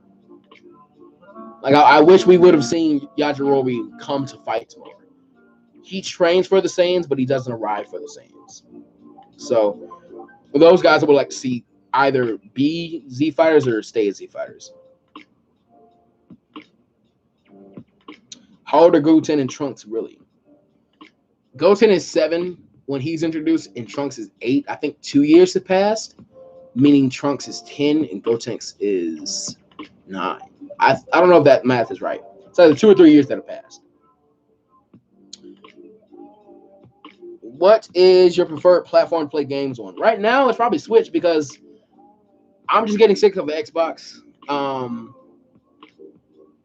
In a little while, if I can swing it, I'm probably going to try and get all the next-gen consoles. Just because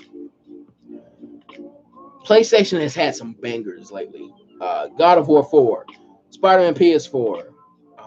What else has come out really recently that has just been amazing? But PlayStation's had some bangers lately. I don't want to dump Xbox completely. Keeping track of power levels is the other reason I'm hesitant to do Dragon Ball What Ifs. You can skip over the power levels. You can just provide power scaling. Like, oh, this character is a little bit stronger than this character in canon. This character is a little bit weaker than this character in canon. It's actually pretty easy to do. I just give power levels because they're more interesting to look at.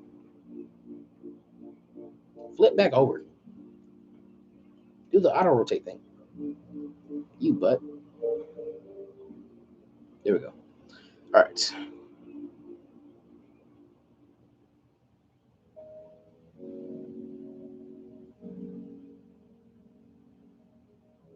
this actually is a chill stream. Yeah, that's kind of why I titled it that, man. You know, I'm glad it is chill though. That means we accomplished our mission. Remote Rewind. What up, man? I just joined after working out after your inspiring words at the end of your videos. Thanks so much, man. I've taken to telling you guys to take care of you. I actually just got back from being in the pool, and I was gonna do some laps in the pool, and then I ended up fighting my little cousin and his friends. They had like pool noodles and water guns, and I just kind of like acted like Godzilla and just ran through their attacks and just pummeled them, but it was fun. Goten is 13. Trunks is 14. Physically, they're 1 year old. Oh, yeah, they were in the time chamber. My bad. Please do Staying Train Deku Part 6. It'll come at some point. Don't. I really do want to institute the policy at one point of like every time you say please do this, I'm gonna like delay it like another week from what I was gonna do it originally. I'm not gonna do it because that's just mean, but yeah.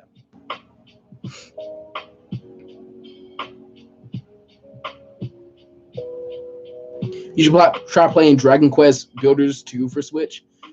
As soon as I get my Switch, which I do want to get it very soon, because I would like to play like Smash with fans at some point. Probably have like game nights for the Discord and play Smash with the room. Dragon Quest, the new Dragon Quest that's coming out, I do want to get that. Smash for sure. Pokemon for sure. What else is coming out? Marvel Ultimate Alliance 3. All day. Y'all don't understand. I grew up on Ultimate Alliance. Like, oh my god. I have so much nostalgia for that game series. Are you excited for Dragon Ball Z Kakarot? I am, actually. I'm very excited for that. Did you know Spider-Man PS4 is the highest selling superhero game? I didn't know that, but if you told me that, I believe it in an instant, pretty much. PS4 is so much better, bro. If you can try to get it, or PS5. I have both, and I've been with Xbox since day one, and I got PS4 a couple of months ago. It's so much better. I think it's better for one-player gaming. I feel like Xbox's servers are better for multiplayer gaming. That said, I don't play a lot of multiplayer games, so I might go ahead and switch.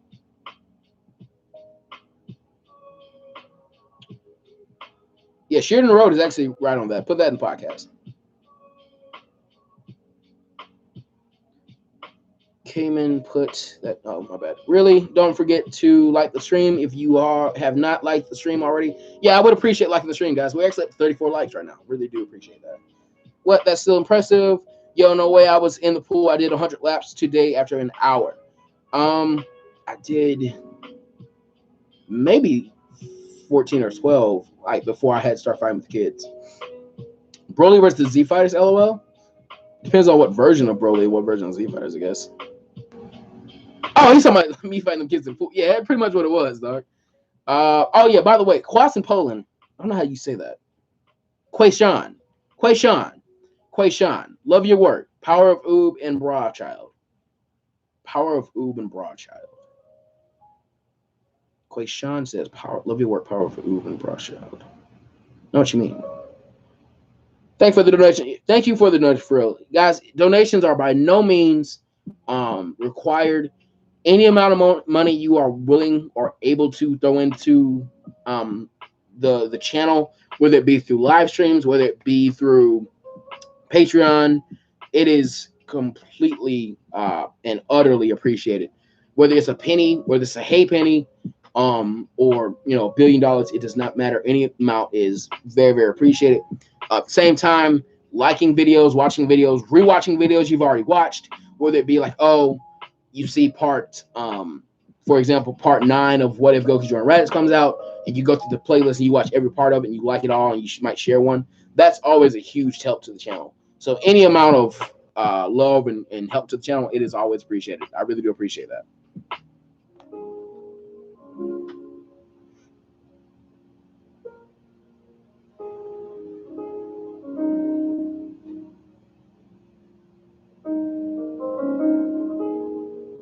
Hell yeah, I love the Ultimate Alliance. Ultimate Alliance I like 1 better than 2, simply for the reason that 2 didn't give you the option to change costumes. Somebody got into an argument yesterday about saying, like, you could change costumes. I didn't know. If you could change costumes, Ultimate Alliance 2, I didn't know. But I used to love changing my costume in Ultimate Alliance 1.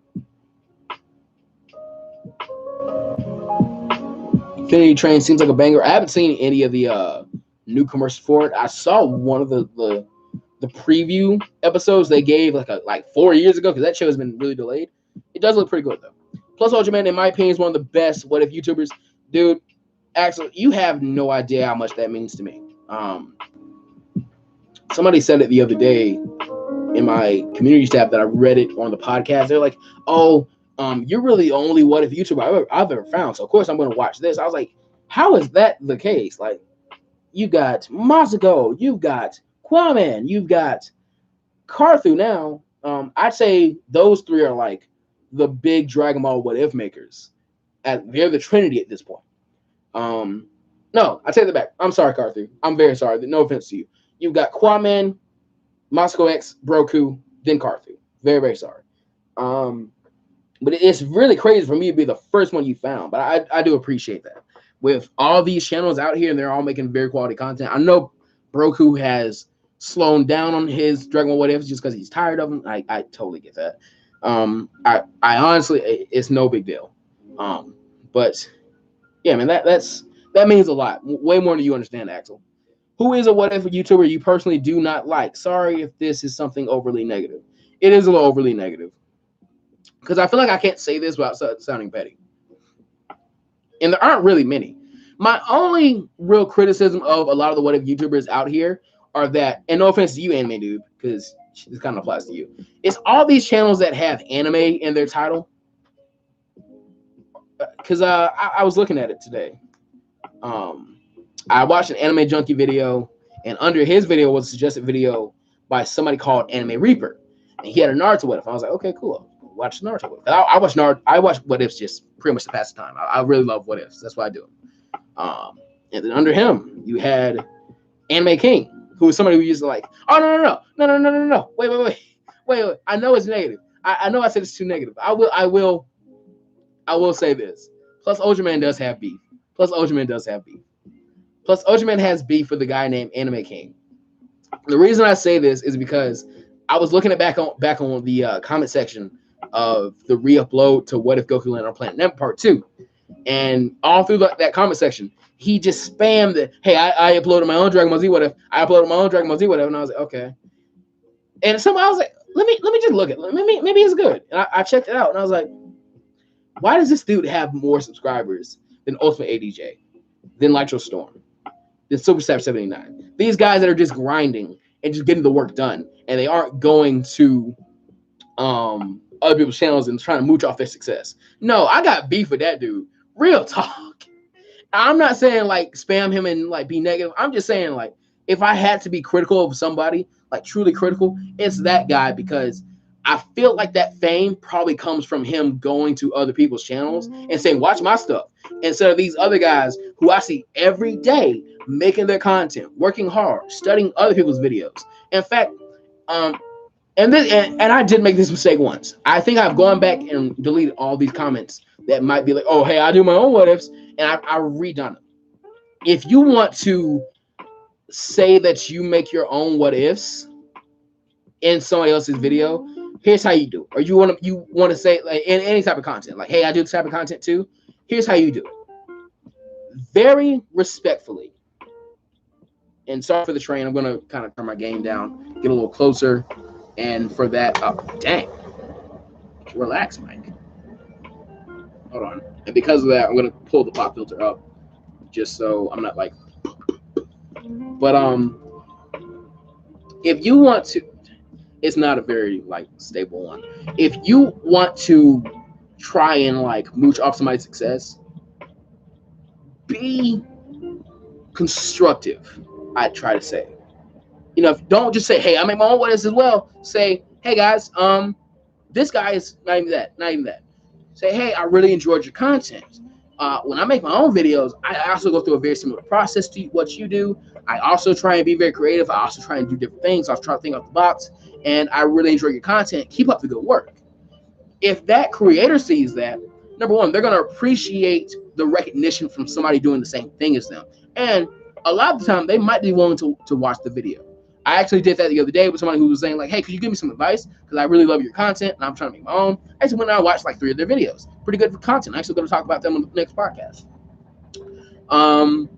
But if you're gonna try and do that, do it respectfully and don't be a mooch. But yeah, if I have any beef with any What If YouTuber, it's this guy named Anime King because he has more subscribers than Ultimate ADJ, Super 789, What If Universe. I'm counting YouTube as well now.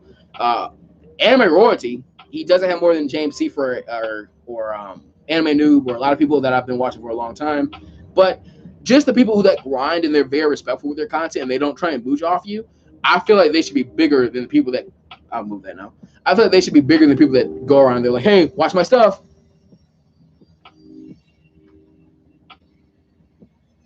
Saying watch my stuff in someone else's comment section is bad. I think it's better to reach out to other YouTubers instead. Not even that. You can say, hey, watch my stuff, but you've got to phrase it the right way. Because, dog, like, some people are just really, really greedy. Sorry, I'm really trying to read the chat today. Do you know who Switch Anime is as well? Switch Anime was actually in the Discord at one point, and then I took away the promote your own channel feature, and I did that because I had a lot of people who would just come to the channel to promote their own videos that would talk at all, and I was like, all right, we're done with this then. And as soon as I did that, he was like, oh, you don't have that anymore? I'm going. I was like, all right, well. So I mean, I'm not, because I don't really have beef with him, and I don't really have beef with the Anime King guy. These are just my criticism. These are just my criticism of those people. I really feel like people that because I grinded, real talk. Like, I'm humble brag. What do you want to call it? Like, I'm bragging, but I didn't just go around and say, hey, watch my videos on other people's channels. I didn't just ask for a shout out every 5 seconds on other people's channels. I made my own content, and for a very long time, I was very small. I had my first banger with What If Goku landed on Namek, and from there, my brand evolved.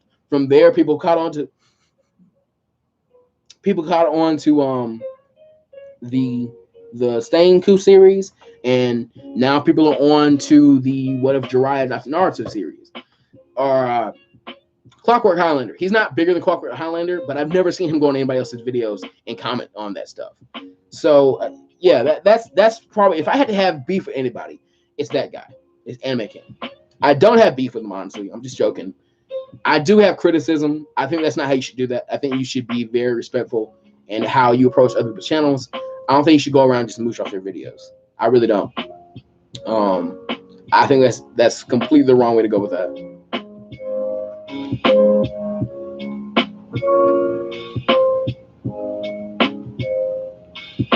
Found you because of your What If Goku landed on Planet Namek. Yeah, that was my first video to hit over 100 views, 100,000 views, I'm pretty sure. First What If I saw viewers of What If Goku doing Raditz. That is my baby. That's my first What If of all time, actually. I've been playing with the idea of redoing part 1 of that for the channel anniversary. Would you guys like to see that? Would you guys like to see just me redoing that video? And what I would do, instead of trying to re-edit it, I will rewatch the video, download it, and just redo the audio. Because the editing isn't great. It's very, very boring to me, actually. Zero Returns is actually one of my mods in the Discord, so I'm going to make him a mod here on the stream.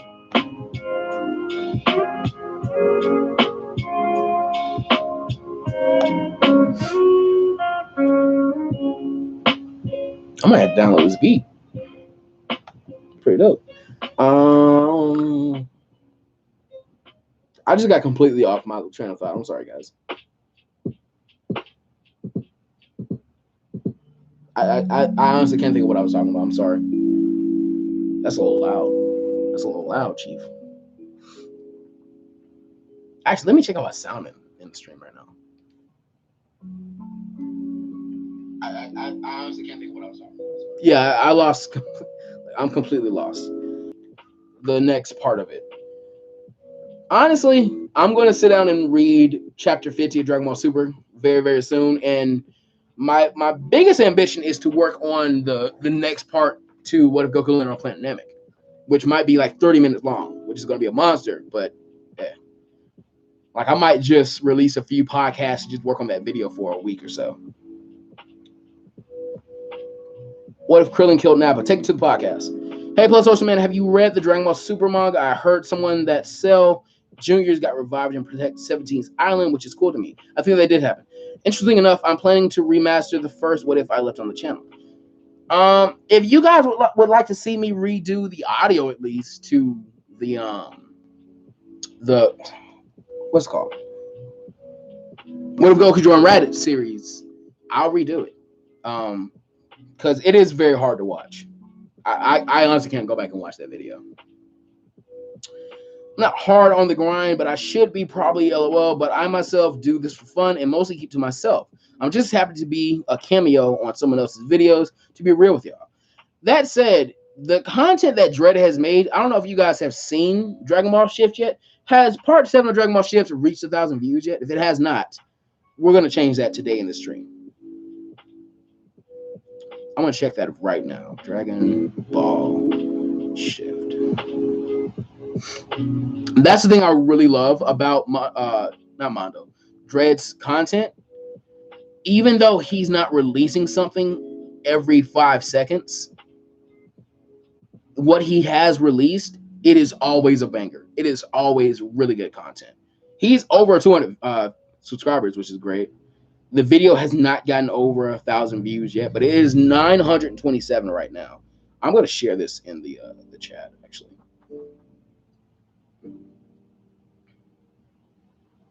From now on, one thing I'm going to do is when I want to share something in the chat, I'm going to start asking my mods to go find it for me. You notice the details. Yeah, actually, I'm going to start doing that because I waste a lot of time doing this.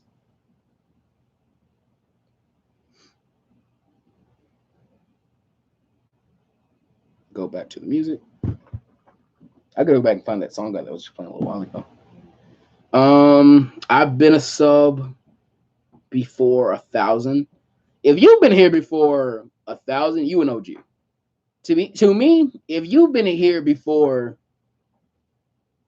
100, you a real OG, because you better go back and ask some of these people that were watching What If, like, Master Shin trained Goku.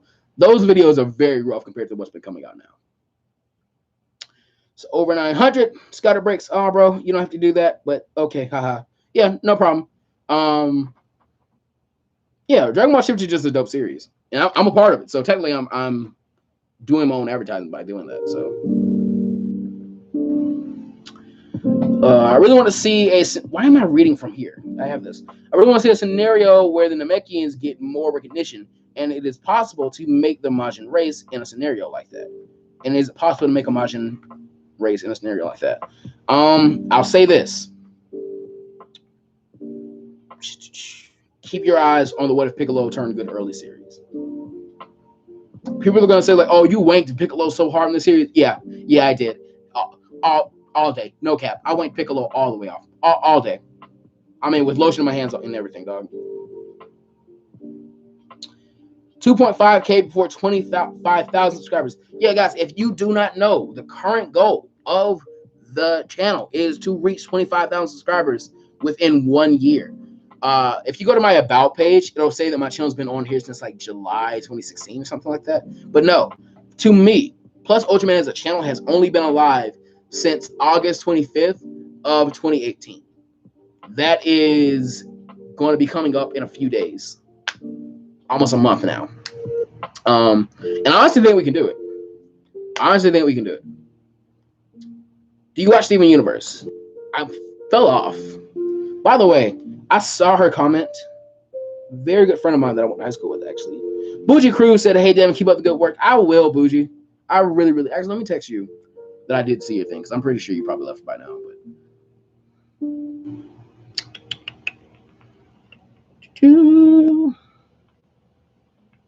let me text her.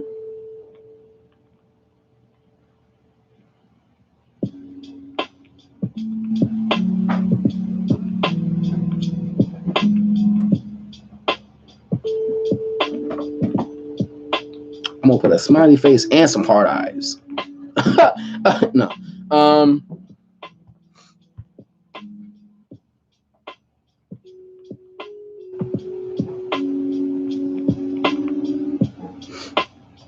I've been interested in collabing with Dread, or at least chatting with him. He seems pretty chill. If you can do a Dragon Ball voice well, there's a chance you can get on Dragon Ball Shift. I think that's something me and him were talking about, is that he's going to try and get some big YouTubers to come and lend their voices for characters, which I think would be pretty cool. Like, one person I want to see him get on there to voice Adult Gohan is Dragon Ball University, because he does probably one of the best Adult Gohan impersonations I've ever seen. You guys have not stopped. And look, I actually have a new chair to stream in. This isn't going to be my chair forever, but I have a new chair to stream in. I'm completely comfortable right now. So we might stream for 3 hours tonight, because I'm really enjoying the stream. You guys have been really, really cool tonight. Next to the Saiyans and Frieza race, Namekians are very formidable. They are. I think the Universe 6 Namekians really proved that. Plus Ultraman has a baddie up. Remote rewind. I'm trying. No. All right. Can your chair do this? All right. So one of my friends from college was telling me that at some point during like middle school, they had this teacher that was like really, really high strung. And in middle school, in 8th grade of middle school, if you're not bad, you didn't go to middle school. So at some point, he and his friends were like talking and annoying her. And she was like, if y'all don't relax, they just yelled at him. He goes, but Miss So-and-so, can you do this? And he does the thing. He's like, yeah. I don't know why it's so funny to me, but it's just funny because I just imagined it. But yeah, that's what it made me think of. What's the chair that I bought? I actually asked people on Twitter if they had recommendations, and somebody gave me a list of some good ones. Gotta go to Amazon. What I need to do is look for a sponsorship with a gaming chair, actually. That's what I should be doing. But the chair I bought I'm going to buy is the GT Racing gaming desk chair with footrest economic raging. I don't know. Okay. But it's the GT Racing.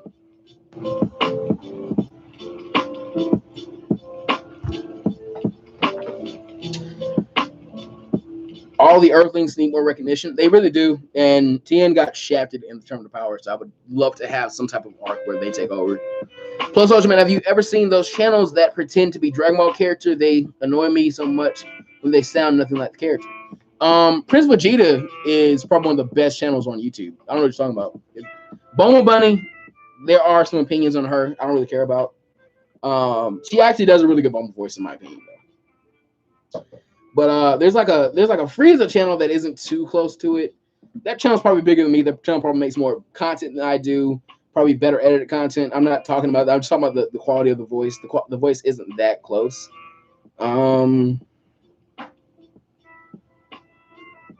There's a Team Gohan channel that doesn't sound anything like Gohan.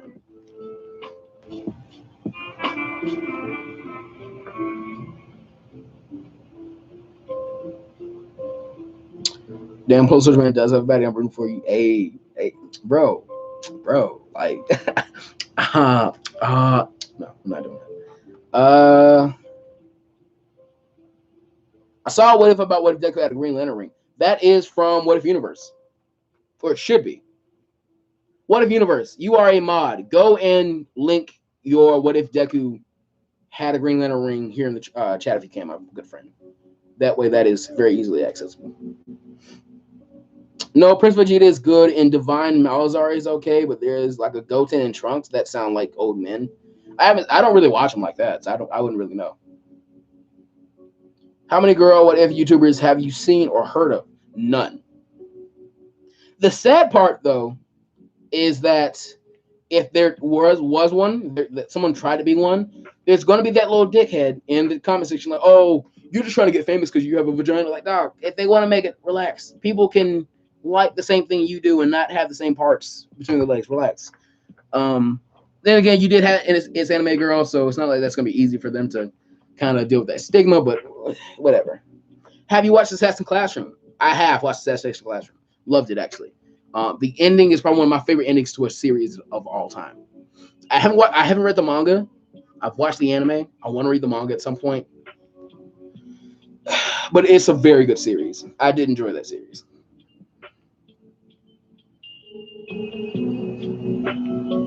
See, that was so much easier. From now on, if I gotta link something in the chat, I'm gonna ask my mods to do it. That's what I'm gonna That's why I have these odds. So, like the Plus Ultra fam, they stay real. The Plus Ultra fam is no cap. You guys are probably one of the best communities on YouTube, especially in the Dragon Ball or anime, whatever you want to call it, community. You guys are definitely one of the best communities on YouTube. You are very supportive.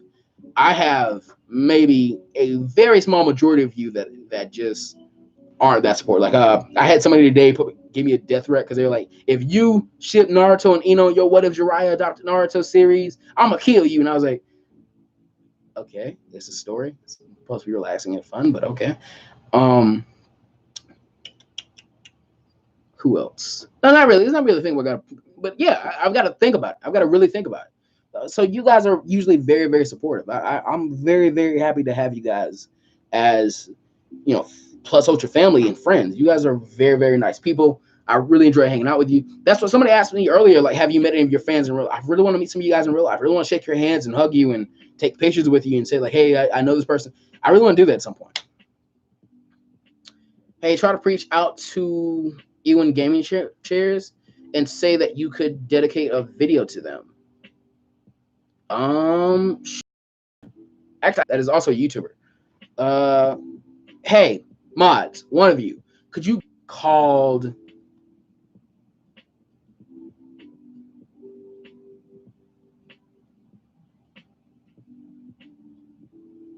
All right, mods, can you go and link a channel in the chat for me called Camelot 331? I would very much appreciate that. This is the boyfriend of one of my schoolmates. Or she was my classmate. She actually graduated. She's the girl that drew the Majin TN thumbnail that you guys saw. She also drew my channel icon. This is one of my best friends, and this is her boyfriend. He's actually a really cool dude. He has a sponsorship with some gaming channels. I actually need to talk to him and ask him what that is. So, my mods, can you please go and link Camelot 331's channel in the chat for you, please? Well, your content is great, man. Thanks so much. You're the greatest what if YouTuber, in my opinion. You guys don't understand how much that really means to me. Brandon Bruce, ever seen an anime called Blue Exorcist Season 1? It's great. I have seen Blue Exorcist. Haven't seen the Kyoto Saga. Tell them shut up. Everybody's entitled to their own opinion. I just think you should be able to give your opinion without giving a death threat at the end of it. That's just my thing. Plus, Ultra Man, you in New York? I think you said that you're in somewhere else, but I'm not sure. Thanks so much, Lytro, for linking the channel, by the way. No, I'm not in New York. I have said where I'm from once before, but I don't really think I need to. I'm in the South, though. I'll say that.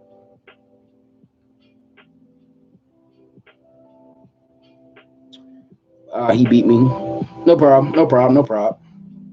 If you could choose one filler character and bring them into canon story, who would it be? I can actually do this for multiple series. Real talk. For Dragon Ball, Picaro all day. You've seen what I did with Picaro in the what if all filler was canon. That idea to bring Picaro into the story, that was pretty much just me. I drew the art form and stuff like that. I love Picaro, dog. Don't try me. I don't know why I love Picaro, but I love Picaro. For Naruto, it's a character named Sora. Sora was in the arc that the really, really like overhyped, yet it deserves the hype opening of Naruto Shippuden, the Bluebird opening. That's his arc. The Bluebird opening is his arc. So I would bring Sora into the story. By the way, I don't know when I'm going to announce this contest. It's going to be after I make the How to What If video. But at some point, I want to team up with maybe Naruto Explained if I can get to him, Swag Kage. And I need to talk to Smug about that because Smug and Swag Kage are actually best friends. I don't know if they're best friends. They're good friends if you don't know that. And some other Naruto-centered What If channels. Because what I want to do is make a really good, highly edited What If relay that is What If all Naruto filler was canon. And that is going to be a venture. That's bigger than What If all Dragon Ball filler was canon. That's way, way, way bigger. So I'm announcing that now, but this video won't be here forever. So if you didn't watch this live stream, you won't know that. So I don't mind really selling it here.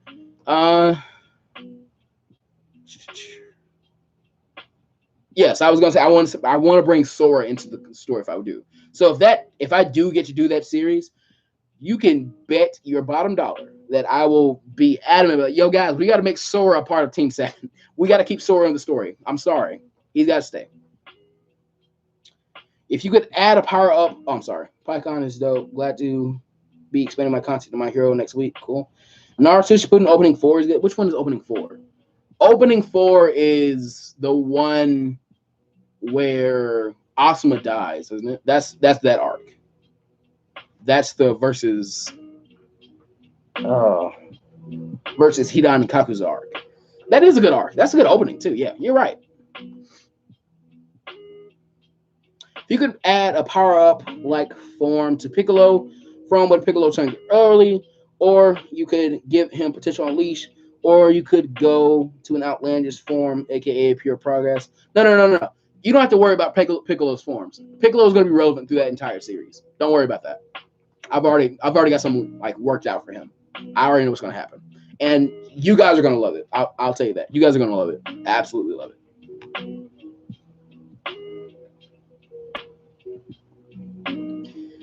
Oh, I missed it. I feel Smugstick just ignored Pigaro for some reason, even though Pigaro could have stuck around and could have been kind of like an older brother character for Gohan and motivated him to continue training. The problem was we didn't have any filler in the Majin Buu arc to really deal with. And beyond that, the human characters aren't really that relevant. So no, Smug didn't really ignore him. We just figured like, okay, there's nothing we can really deal with him. Because if you remember, Nam also became a Z fighter in that storyline. What we were going to do, I think he does say it, is that Nam begins training Oob once he's reborn in Super. He didn't say that. We might have a little special thing on the Mondo cast for you where we kind of come back as a trio and we talk about what would have happened beyond that, like in the Moro arc and stuff like that. I think me and Mondo did talk about that at one point. But no, he didn't forget him or he didn't ignore him. There just wasn't anything for him to do. Sora called Choji Fatso and that big fight with Naruto and Kiba and Lee was fun. Yes, I love that arc. That's why if I do, no. I'm not. It's not if we're gonna do what if Naruto, all Naruto fillers canon. We're definitely gonna do it. I just gotta find the channels that can make the videos to the quality I want them to be. Because, and this is no offense on any of the channels. Like I watched a very good mods. I know I keep doing this to you. Will you please go and link to these 3 channels? Please link to Young Lightning, to Clockwork Highlander, and to Nutty Entertainment. If you don't mind, please link into those channels. But I would love to maybe have those guys involved. The problem is with Clockwork, he just doesn't edit his videos at all. So I don't want it to be this drastic change where you start off with like his video or something, and it's like there's no editing, and then you go to my video and there's like better quality or stuff like that. I don't want it to be like this drastic change. Stop lagging, please. I don't want it to be this drastic change in quality. I want it to be able to be watched as a movie, so to speak, and be enjoyed at pretty much the same quality through each video. Which that's pretty hypocritical of me to say because my mic was way worse than both Smug and Mondo's when we did the first What If Relay, and nobody complained about it really and truly there. But yeah, the last one was I said Young Lightning, Clockwork Highlander, and Nutty Entertainment. Those are 3 of the other drag or Naruto, basically Naruto What If channels I've found that I really enjoy. Nutty Entertainment. When you do this, what if could you do brief explanations of some of them, since a lot of people skip filler episodes? No. If we're doing what if all filler was canon, we can't skip the filler episodes. All that stuff takes place. The stuff that happens after Sasuke leaves the village, that's going to happen in this timeline. The little tournament that they have in guards there, that's going to happen in this timeline. So a lot of stuff will change.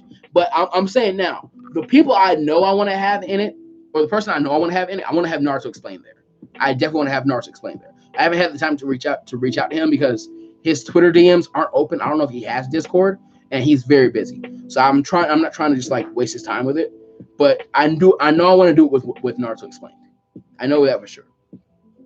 I think Naruto and Sora would be like brothers.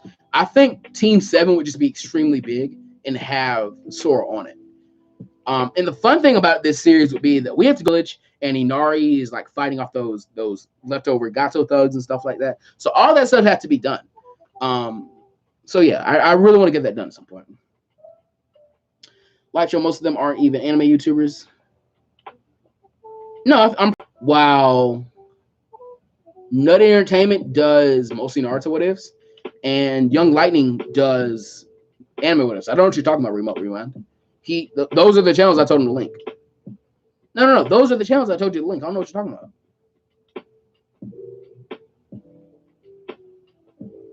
That's Clockwork Highlander, yeah.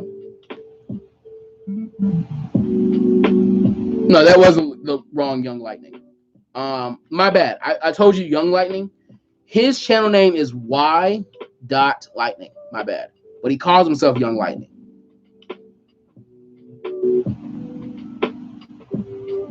That is on me, actually.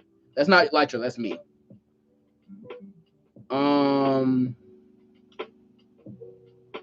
Lytro, don't worry about it. Don't worry about it. Because his channel is kind of small, you won't be able to just find him. I'll have to get that myself. So don't worry about that.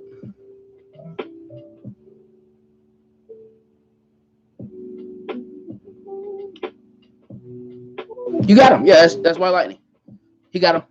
That one he just sent is that. So big thank you, really great dude. He's actually my first Patreon supporter. He's a really, really cool dude. He's a dad. He's a real dad. He's a really cool dude. No, plus Ultra Man, he linked the wrong person, but he fixed it now. Yeah, as I was saying, 2 of those are correct though. That Entertainment right be wrong, but can't find him.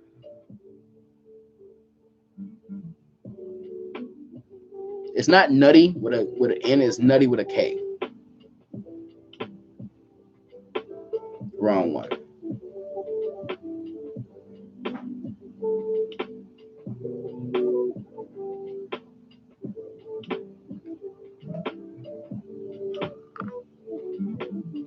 He's literally got an acorn as his profile thing, and he's got like 238 subscribers, 18 videos.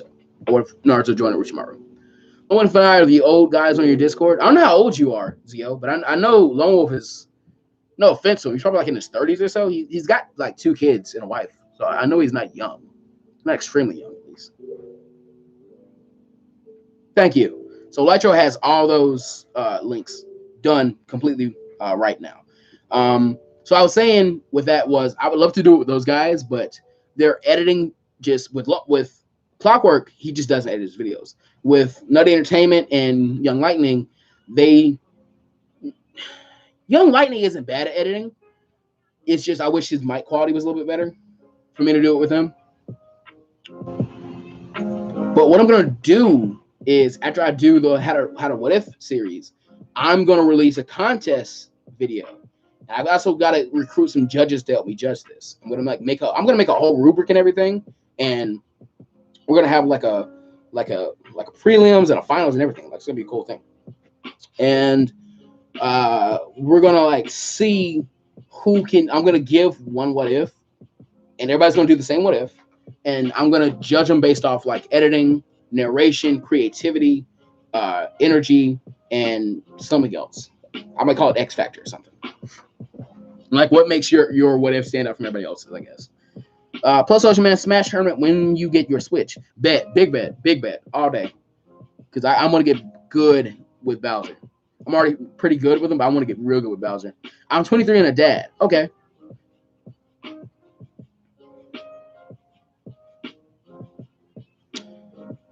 Hope you reach 100,000 by September. If I reach 100,000 by September, I'm going to lose my mind. Now, why is Lone Wolf not a mod? I thought I did add him as a mod.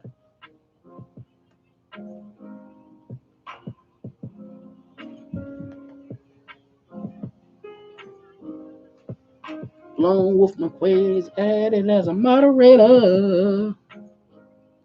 Dun, dun.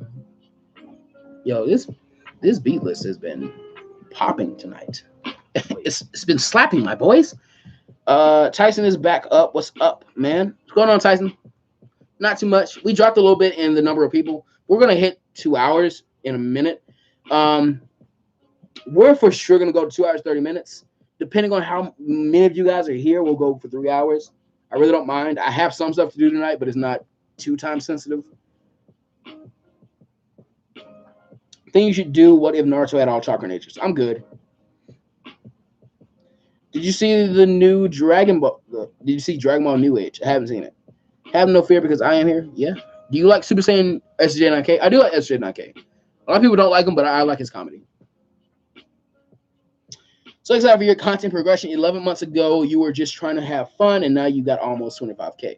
I'm still just trying to have fun. That's still the goal of this video, of this channel. That was something I was talking to somebody today. I was saying like, yeah, I basically took a week off. Sorry, I shouldn't say that. I basically took a week off, but I didn't take a week off because I felt burnout coming on. But the podcast kind of saved me because just sitting down and having fun and venting, not really venting, but rambling on for us like for a second without having to like read a chat and like be looked at and stuff like that. Just talking, it was kind of therapeutic. So I'm definitely gonna keep the podcast on my channel from now on.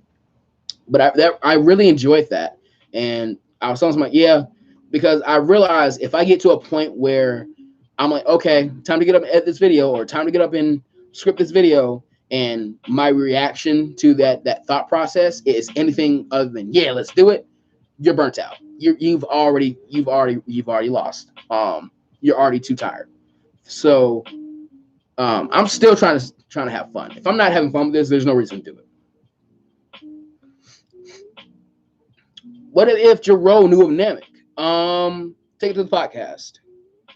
TG Current Gaming. What color of lightsaber do you think Deku would have?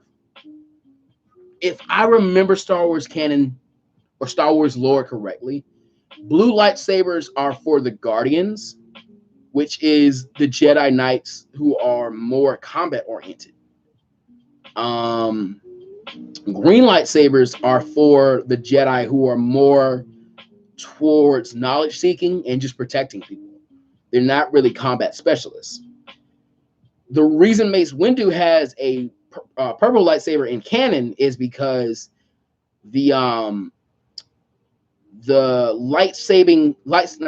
his technique of fighting is called Vapad. And what Vapad is you are you're channeling your dark emotions into your attacks. So it's supposed to be this idea that he's a guardian, but he also channels the dark side into him. So it's kind of like you're mixing blue and red together, therefore purple. In real life, it was just Samuel was like, oh, well, we're going to be in this big old battle, and I'm going to be able to see my character at any time. So I'm just going to say, he was like, George, can I just have a purple lightsaber? And George was like, I don't care.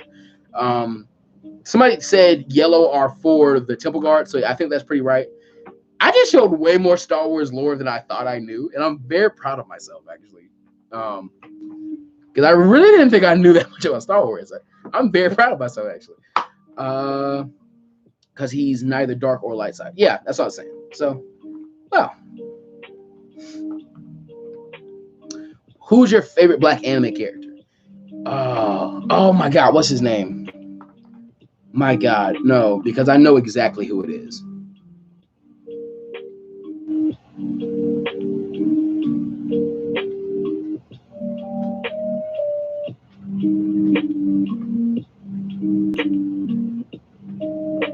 Dude, what is your name? I forgot it. Dutch. Dutch from Black Lagoon is my favorite black anime character. If you have not seen Black Lagoon and you're old enough to go see it, go watch Black Lagoon. It's very, very good. You guys are talking a lot more now. Hold on. Hey, Plus Ocean Man. I just came to drop by. Have a nice day. Frank Ross the fourth. Thank you so much, man. That if you can't come to a stream and you just stop by and drop a like, even before the stream starts, thank you. That's all I'd say. Thank you so much. Yellow is for Temple Guards. Oh yeah, I already read that. How's everybody? I'm pretty good. I don't know how everybody else is. Clap, plus social media. I showed way more Star Wars knowledge than I really thought I did. What if Deku could use chakra? Put it in the podcast. I might do it. I've read every Star Wars book and comic. Holy crap. Jedi Counselor is green. Okay, my bad. I said something about knowledge seekers or whatever. My favorite black anime character is Piccolo. He is black. What if Stroheim wasn't a friendly Nazi? That's from JoJo, right? And 19 years. Oh yeah, I missed one of Dread's comments. I'm 33, but I act more like I'm 17, just with a better head on my shoulders the second time around. Ha ha. So for all my younger viewers, the best advice my older brother, who is I think 33 now, I think my brother and Dread are actually the same age. My older brother once told me, never grow up. Growing up is a trap. Mature, don't grow up. There is a very big difference in trying to act grown up, trying to act like, oh yeah, and just being a mature person that can react to negative situations in a positive way. Those are very, very different things. So that's actually something I'm a very big advocate of is staying a kid at heart. Definitely do that. Don't ever get to a point where you're like, oh, you still watch Dragon Ball? Oh, you still like Naruto? Oh, you finna sit there and play that game with that little kid? Yeah, don't ever get to a point where you can't, sit down and just enjoy life. Be a kid at heart forever. Don't grow up. Mature. Don't grow up. He's completely right, and I'm sure Zio Returns and Dread and Lone Wolf and all these people who are like over the age of 21 or 25 or like outside of college, they can tell you growing up is not fun. Being an adult, it's not fun. Adulting is the crappiest thing you can ever do. Adulting is so bad. I'm not even adulting yet. And I know adulting sucks. Adulting is not fun, dog. So don't grow up. Mature, don't grow up. There are two different things. Always remember that. Plus, like you were saying, you versus your nephews or a cousin. It was my cousins and their friends. I don't remember. I do that. It's fun to play with them. Yeah, it's fun to play with them. And not only that, when they're 13, 14, 15, and they're in that phase of like being a kid where you're like, I want to hang out with you or stuff like that. They'll look back on that and remember like, oh yeah, that was a really fun memory I have of my older cousin, stuff like that. So yeah, don't ever be afraid to be a little childish sometimes. Yeah. If you are in part 3, isn't a spoiler. What if Holly could handle her stand? I'm not far in part 3, so it is a spoiler for me. Hey, I'm going to high school this year. Any advice? I live in what they would call the hood, I guess. Any advice? Any advice for high school? A few. 1 second. My tea is gonna get cold in a little while. My tea is cold.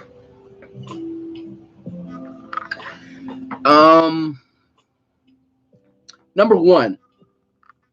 There is only. Sorry if the audio is delayed. I don't know why it would be doing that. 1 second. I'm gonna turn the gain up.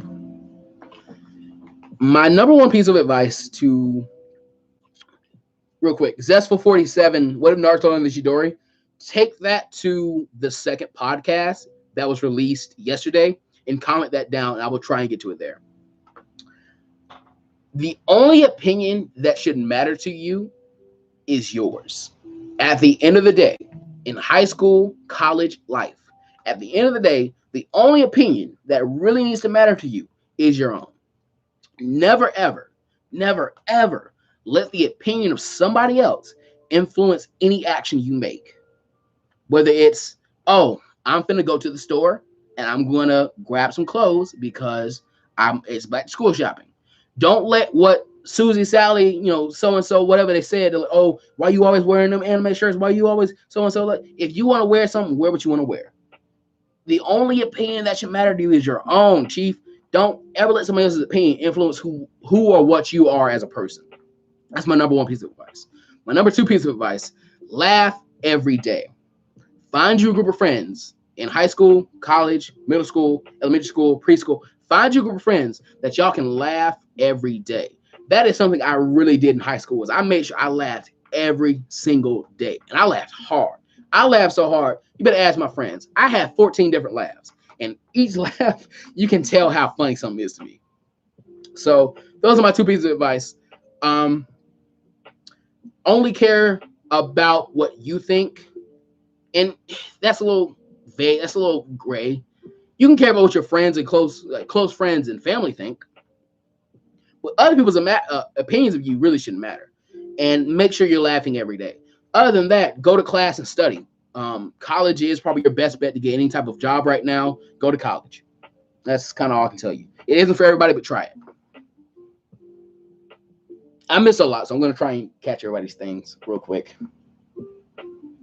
But yeah, Rose Goku Black, that was my advice to you, man. What if Deku had quirk that multiply his physical stats like strength, speed, durability, and intelligence? Intelligence and physical stats. It's kind of cool. Audio's delayed. I don't know why it was. Never mind. It's better now. Yeah, I think I had to turn the gain up. You drink tea. Awesome. Drink tea is the best drink for like soothing the soul. Like all these Hollywood movies, they're like, oh, drink this tea. Like that's not BS, dog. Like tea is good for your chi. I don't care what you say. Uncle Iroh said, drink your tea. I drink my tea. If you don't get that reference, we can't be friends. What will you do when YouTube dies? That's why I'm going to school, so I can get some type of degree. And if something happens, I can fall back on that. My advice is to be yourself. Focus on studying. Being popular is not going to help you later in life. It's not. I noticed this the other day when I was telling some kids this, and I teach a Sunday school class. Like I'm not too religious, but I do help at my mom's church, and I help with the kids sometimes. I was teaching a Sunday school class. And I was saying, like, most of the people you meet in high school, you're never going to see them again. If you do see them again, you're in the wrong town. Move. Most of the people you meet in high school, you aren't going to see again. So it really doesn't matter. Where's your 2-liter water? It's right here. I had to let it melt some because I wasn't getting much water from it. It's like completely frozen. And drink your water as well, kids. Drink tea and water. Don't drink a lot of tea because you get kidney stones, but still. Thank you, because it was hard to get through elementary with getting bullied all the way to the 4th grade and even getting blamed for stuff I didn't do. Yeah, I mean, bullying is very hard to deal with. You want my advice for getting bullied? If you get bullied, start doing push-ups for each time somebody made you mad. Do 10 push-ups for each time somebody ticked you off, made fun of you. I'm not saying go beat somebody. I'm saying just do the push-ups. This is what's going to happen. You're going to start getting bigger. You're going to start looking meaner. You're going to start carrying yourself with a lot more confidence. And that alone, that's going to deter most people. If somebody wants to smoke, now you got the arms for it. So do what you got to do. I'm not advocating violence. I'm just saying, my advice for bullying, if it's like, oh, you're so fat, so, oh, I hate your haircut. Every time somebody, all right, that's 10 push-ups. Get your little notepad, say, so-and-so said this, so that's 10. So-and-so said this, so that's 10. Go home, knock 10 push-ups out. Do it every single day it happens. I am not kidding. Working out is probably the best stress relief you can do because it's healthy for you.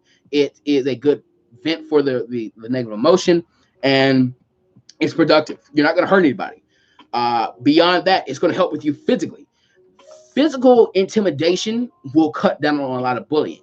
Aside from that, go tone adult. But yeah, that's my advice to you for bullying. I'm not saying go fight nobody. Yo, Rose Goku Black, I'm a sophomore, and to me, when I wear a Kakashi shirt from Walmart, no one cares at all. Yeah, I used to wear a lot of my clothes from Walmart just because I'm a big dude and I'm not rich, so I got to get cheap clothes.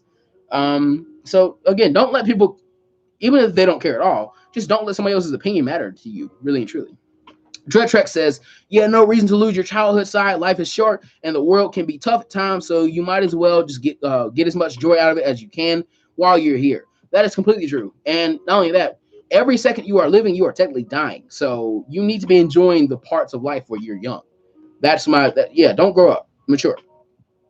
Did you see Geek for Fun? What if Goku was in DC? Or Smack thinks Superman was in Dragon, or Smug Stick Superman was in Dragon Ball? I did. I loved both videos a lot.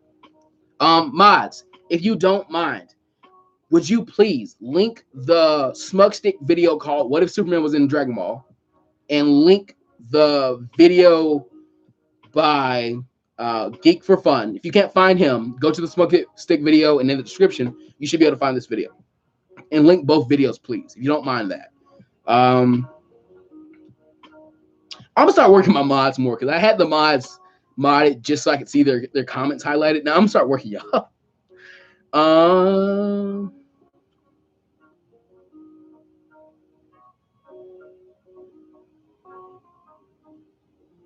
Sorry, I gotta go. Man, I missed so much. But yeah, I did see those videos. It's not the clothes I wear, but my brother told me to just be prepared because it's nothing like middle school. That's true. But like I said, don't, all the advice I just gave, don't let Smug Stick is not Smug. Lytro is on it tonight. Like, he is linking everything for anybody. Like Light Show getting it done. So big props to him.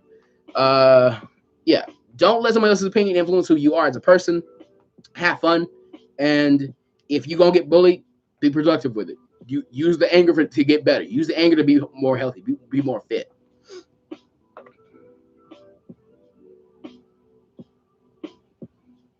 I got the first one. If you're not a mod, you can't link anything in the chat.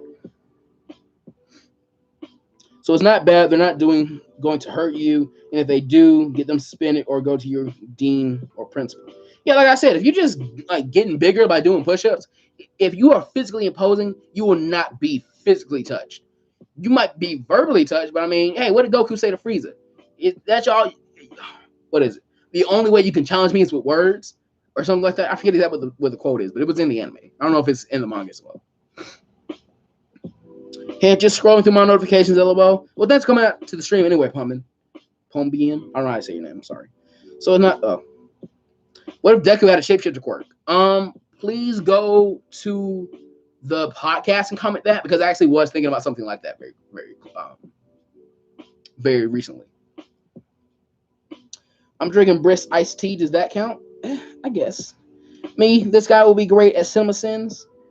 I probably would. Do you watch Double Artemis? I do. I think I have notifications on him. Oh, gotta go. Get off. See y'all later. Thanks so much for coming to stream anyway, Rose. Plus, Ultraman has the power of God and anime. I also have the power of like really big arms and a good right hook. But yeah, you give a PSA to kids to drink tea and water, and then they say, never mind, don't drink a lot of tea. You might get a kidney stone. No, I'm saying you can enjoy some tea, but everything is good in moderation. Tea really will give you kidney stones. So Monster and like a lot of other energy drinks.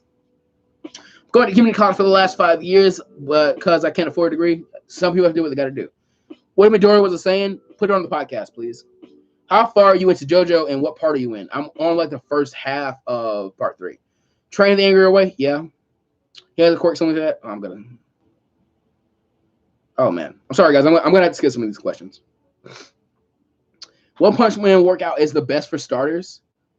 Something I've started doing recently is that when I'm like waiting for a video to render, because my render times are very, very long, for each hour it's not rendered, I do 100 push-ups, which has been killing me with the podcast, because the podcasts have been taking like 5 hours to render. So no cap, I've been doing 500 push-ups when I do those things. Like my chest and arms have been killing me. But yeah. Have you ever played Dragon Ball Legends? I have. I've kind of fallen off recently. But with the last the 1 year celebration, I played that. So I have been playing the Dragon Ball Legends. Sit-ups, push-ups, plenty of juice. If you don't understand that will actually cut you. The thing about the Dragon Ball Z abridged joke is that it's not going to make you extremely strong. It's going to cut your fat a lot. And something, I think Jack was also saying this, or he was the one that kind of turned me on to this idea. But if you just cut fat, your muscle looks a lot bigger and a lot more impressive. And then building the muscle after that makes you look really, really good. So if you're going to go on a diet or something, try and cut fat more than you're just trying to lose weight. Or not, what am I trying to say? Oh, try and cut fat before you're trying to gain muscle, because it's way easier to gain after you cut the fat. Friend of mine and I joked about Caesar babysitting Holly and teaching her Hama. That'd be kind of cool. It's not original to Dragon Ball Z abridged. It's from the dub. Is that from the dub? I must have missed that. Oh no. That's a bad lag. What if our world had superpowers or magic? There'd be a lot of regulation for it, and probably it wouldn't be used in ways that you'd probably think of it. It'd probably just be used in industry. Like if you had superpowers, you'd probably like super sense or something. You'd probably end up working construction site and stuff like that. Forms of magic, if you could like generate electricity, you'd probably be working at a power plant or something like that. Or if you could like generate wind or something. Kind of like how Avatar Korra or Legend of Korra, how they started to use their bending in industry. I imagine that's how it would be. Yes, from the dub. I didn't realize that was from the dub. Starting a YouTube channel for what ifs. You got any advice? Fanboy Izuku, please hit the notification bell and be sure to check out the third podcast. Because I'll be giving some advice on that one. And very, very soon, I know I keep saying this very, very soon, but very, very soon, I will put the what if I taught you how to what if video. I'll be doing that very soon as well.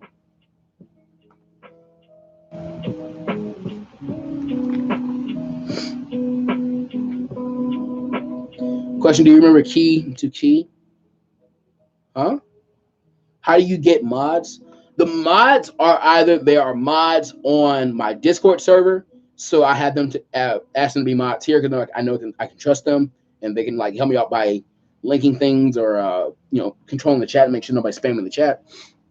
Or there are content creators that I know of and I respect, and I want them to have their comments kind of highlighted so other people can see them.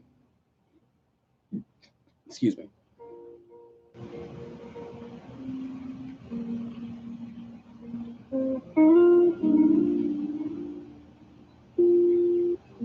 Yo, that line is from the original Funny Dub. It's got some good lines, even if the old Funny Dub isn't accurate. How old was I when the original one? I was very, very young when the original Funimation Dub was coming out. That's the problem. Link Smug 6, man. I appreciate that. Okay, thanks. No problem, man. I don't just hand it out. I hand it out to people who I know I can trust, or I really want their content to be highlighted, is what I'm trying to say. Bit late, but all right. What if the Z Fighters started a YouTube channel? Bro, the chat is turning blue. It is, most because the mods are talking right now. Smug Sticks live stream was talking about that the other day. They were talking about they might. Oh, that's what someone was talking about when he said the key to key. Question: do you remember key to key? Yeah, the key to key was this idea that they were talking about in Smug's recent live stream. They were talking about like, what if the Z Fighters had a YouTube channel? They'd probably try and teach you how to use key. When Frieza transformed to his final form, I think Vegeta was all like, what a joke, he's even smaller than before. That joke would be funny if he was like, what if joke, he's even like smaller than me, or he's even shorter than me. That'd be funny to me. If a big what if YouTuber just joined your stream, what would you do? Define big. Like Broku, if Broku comes in here, I'm gonna lose my mind. If Moscow comes in here, I'm gonna lose my mind. If Carthu comes in here, what's up, Carthu? No offense to Carthu. I'm just saying. What else? And that's probably because I've been following those other like Moscow and Broku. I've been following them way longer than I've been following Carthu, so I have a lot more, not even respect, more admiration for them. If Quaman comes in here, I'm gonna leave the room. I'm gonna have to like go run around. I'm gonna have like way too much energy.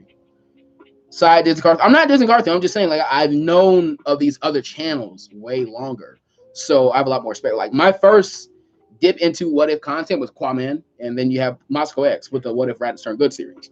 So those channels, they predate. I'm pretty sure they predate Carthu as well. Alternate History Hub? Who's that?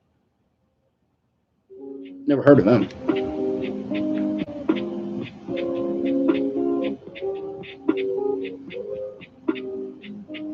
Alternate History Hub. Oh, they do like real life what ifs. Okay, cool. I probably have watched one of those videos before. I just turn my music off. Probably wouldn't lose my mind with them because I've never really put my stake into that stuff. But like Roku and Moscow and Quaman are like huge influences on the channel. Without them, you probably wouldn't have me. Is there going to be if Jiraiya adopted Naruto Part 5? Jake Tuna, yes, there will. I want you to know I am holding back being sarcastic when I answer that question because I really don't understand why you guys ask those questions. Like, number one, I'm very open with the idea that this will be continued. I'm just taking a break on it. I've pretty much said that all the time. Aside from that, I wouldn't say this is where I'll leave the story off for right now if I wasn't going to make a part 5 to it or part 2 or whatever. The only story I've really left in the dust is what if King Kai taught fusion early? And there are some reasons to that. I just haven't had the motivation to continue that story. And part 2 will probably be the last part to that series, because if they learn fusion early, I feel like fusion becomes the same kind of gimmick that it is to Goten and Trunks to a lot of the characters.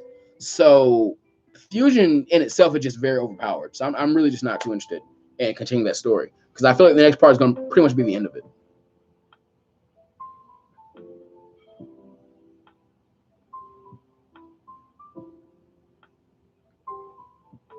What if Naruto had more control than the Nine Tails? At what point in the story? Moscow has been around since 2008 with a bridge series. Yeah, I'm saying when he was making his own channel on his own content on his own channel with What Ifs. What if Akira Toriyama wrote Naruto? If he had the same vision for it that Kishimoto did, it wouldn't really change much. It's just the execution. There might be more like a Toriyama X jokes, but yeah. Let's be saying God Ritual was done on Vegeta instead. Same outcome. I feel like that fight would end pretty much the exact same way. I'm talking about the fight with Beerus, I mean.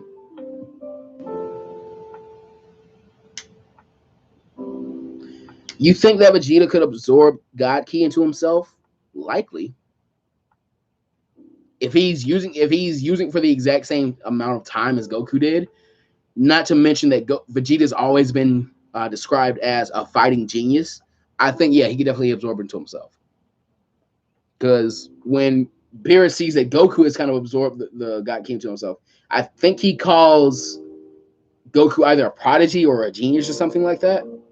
So he says something like, you're really good, basically. So I definitely think Vegeta could do it as well. A bridge started in 2008. YouTube is 3 years older than it. Yeah, I'm saying when Moscow X started the Moscow X channel and was doing his own What If content, I don't think he was doing that in 2008.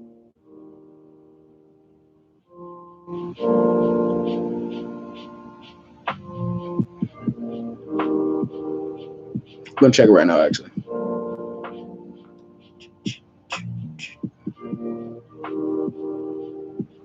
No, he's from 2007. All right, you're right. Dang it, stop turning off the music. All right. If the Z Fighters did start a YouTube channel, how many views would they get? Probably very little, because nobody really knew of them. Like, you could probably say, like, former world champion Son Goku is going to be on the channel, or former world champion Tien Shinhan is going to be on the thing. But other than that, they don't really have much star power.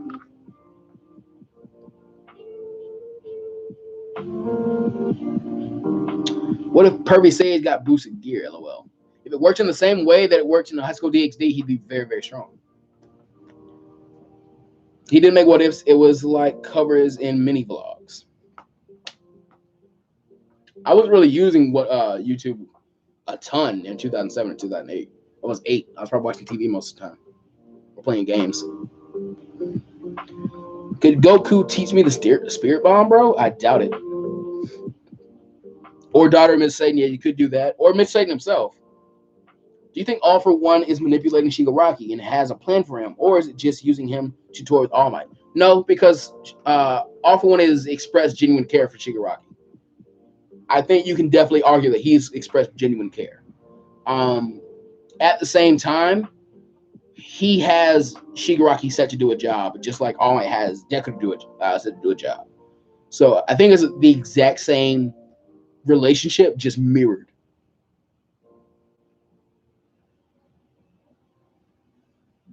The only time I would say he really manipulated him is when he first recruited him, and there you see that Shigaraki is in a very bad state. So he's manipulating Shigaraki in the same way that you could say, oh, Zabuza was manipulating Haku. But no, at some point, Haku wanted to serve Zabuza. At some point, Haku cared for Zabuza. And at some point, that care was reciprocated by Zabuza. So I feel like it's the exact same situation. Make the humans relevant? That's more to say to Toyotaro. What is your favorite Naruto arc? The tuning exams all day. What if Naruto had more control of the Nine Tails before Naruto Shippuden? Okay, how much control? This is why I don't like extremely vague what ifs. And Like if I was just titling this, I might just say what if Naruto had more control over the. I wouldn't even call it that. Like what if Naruto could control the Nine Tails? Or what if Naruto was a perfect Jinchuriki? If he was a perfect Jinchuriki, most threats he comes against, they're beaten very, very easily.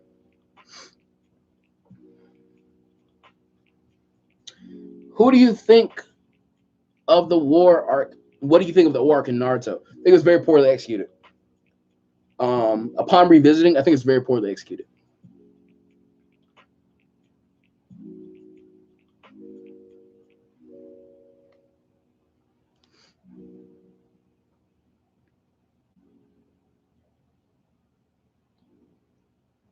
Do you know if My Hero Season 4 is out? Won't be coming out till October, I believe.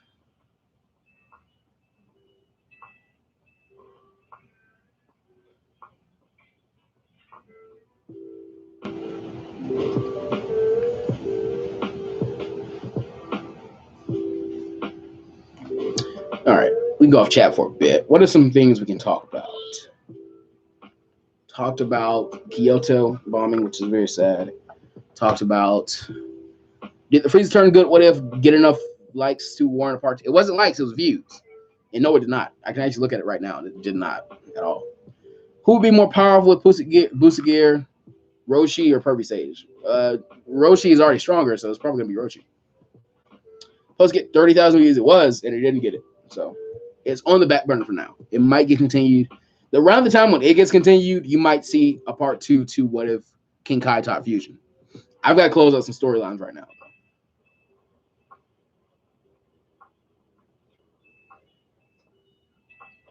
What if Gohan could dodge? No, why do I keep... Stop it.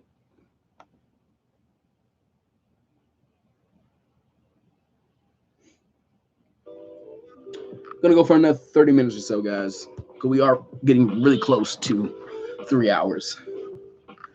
Then again, you guys are doing really, really well with the attendance, so I might go a little longer, I guess, than 3 hours.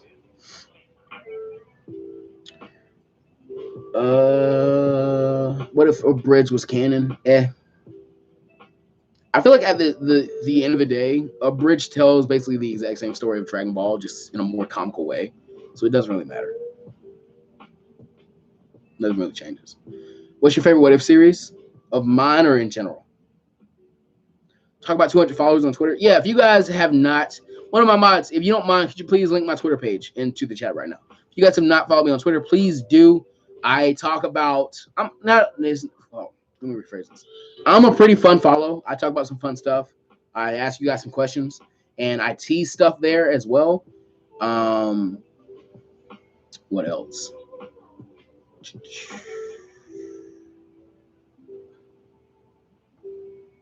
That's basically what I do on Twitter. But once I hit 200 followers on Twitter, I will give you guys a full tour of the room I'm in right now, where I record and edit my videos and stream. Full disclosure, most of the interesting stuff is behind me, but I'll give you a more in-depth look at what's behind me. And I'm going to continue to decorate. Hopefully I get to decorate some more in here and make it look a little like funner before we do hit 200 subscribers. Like once I get paid, I'm probably going to go and just buy a bunch of like posters and just post them all over here. But yeah, yeah. Don't change. Don't. Okay. All right. Think we're on a jet. It was later, dudes. It was fun. Thanks so much for coming out to the stream, man. I really do appreciate that. What if Vegeta fought first on Earth? I'm gonna say put it in the podcast for now. Furland says, "What's your favorite series? Favorite What If series, yours and in general?" Favorite What If series of all time is probably What If Raditz turned good. Of mine, right now, is What If Jiraiya was adopted Naruto. What if someone else had the Nine Tails power? Depends on who. What's your favorite card through What If? Probably What If. I'm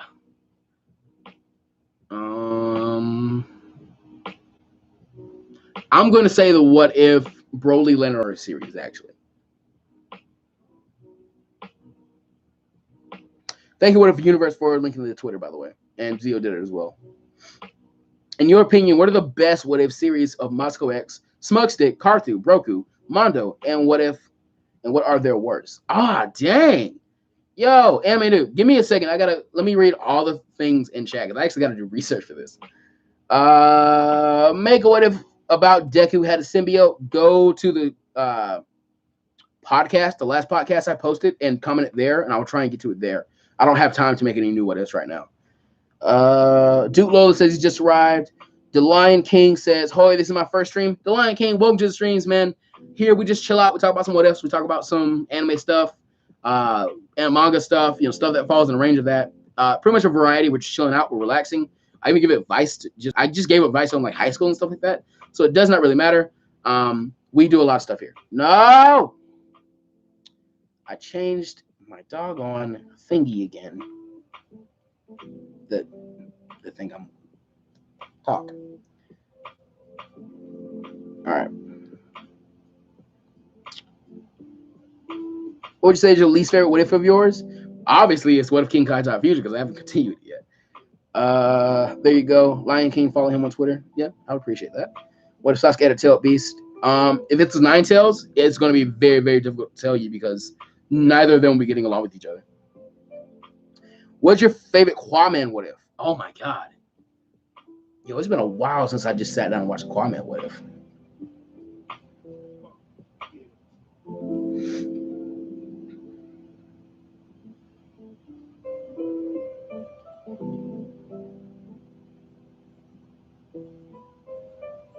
Oh, all day. What if Goku never hit his head from Aquaman? That was actually my favorite Aquaman what if.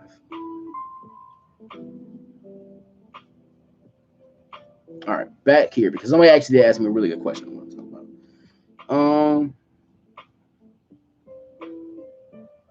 What if Krillin was tall? Would 18 be more attractive to him? I doubt it. 18 is attracted to Krillin because of his personality, not his like physical attributes.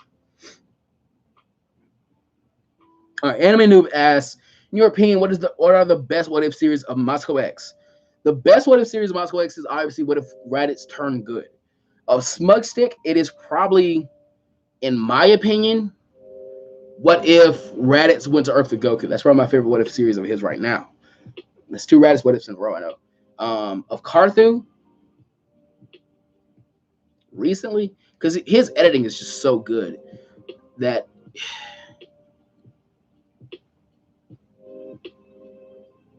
best what if of Karthu is probably, again, what if Broly was sent to Earth. The best what if of Broku is, dang. Because now when I think of Broku what ifs, I think of that Tapion's theme, like dun dun dun dun dun dun dun. Like if you ask me, nobody else can use that song because Broku has like basically made that song his own. I don't care what you say, that song is Broku's. Don't use it. Dun dun dun dun dun dun dun dun dun dun dun dun dun dun dun dun.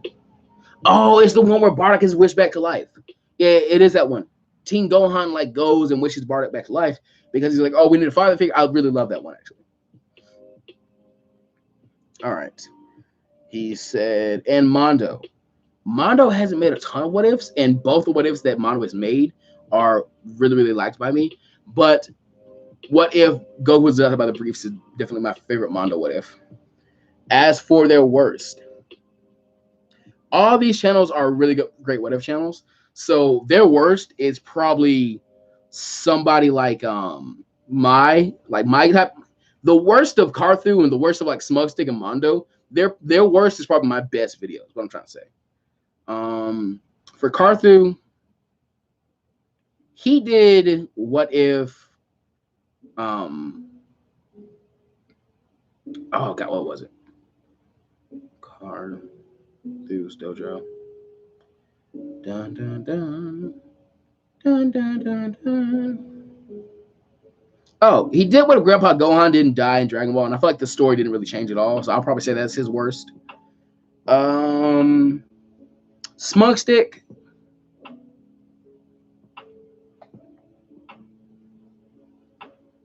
Again, these guys have made like really consistently good what ifs. So this is a very hard thing to say. I actually got to go back and like look at all the videos he made.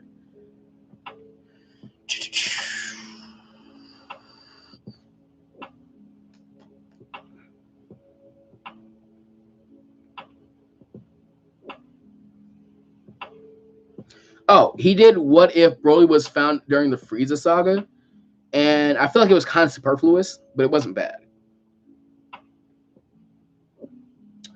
That's Smugstick and Carthu. For Broku, I'm gonna say What If Krillin was a Saiyan, because there's this one part in it where he's trying to like speak as Krillin, and he's so monotone that it kind of like took me out of the story. For Mondo, again, I love most of the What Ifs that Mondo has done. My least favorite Mondo What If is probably What If Goku was a girl, I guess. But yeah, that's that entire question. I took way longer than I should have. My bad. So I'm gonna actually skip through the bottom and just start reading questions. I'm sorry, guys. Moscow would be What If Vegeta went Super Saiyan first because he hadn't touched it in years. That's true. What if Endeavor was Broku's theme? Dun dun dun. What if Endeavor was always number one hero? Todoroki would have a way better life as a child. And he could be a little stronger when he like comes to UA because he'd be using his flames as well. Like his family life would be so good coming up. So he'd probably be receiving training from his mother and his father. And for his father, it'd be physical and fire training. From his mother, it'd just be basic ice training. He'd be a lot more well-rounded. He wouldn't be burned probably. So Todoroki would probably be on his way to becoming like the number one hero no matter what, just because of how overpowered he'd be by just how well he's trained. Which movie franchise is better, Alien or Predator? Oh, Predator. The reason I say Predator is because Alien has had too many movies. No, I can't say that. Dang it. I like Predator more. Is what I'm. Oh.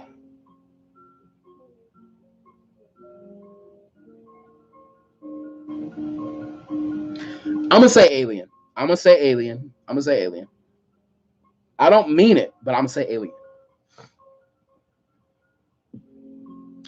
I am sure Carthu has an editor now. Carthu might have an editor now. As soon as I get to a spot where I can get me an editor, I'm gonna get me an editor. Because you guys will get so much more content by the time I have one.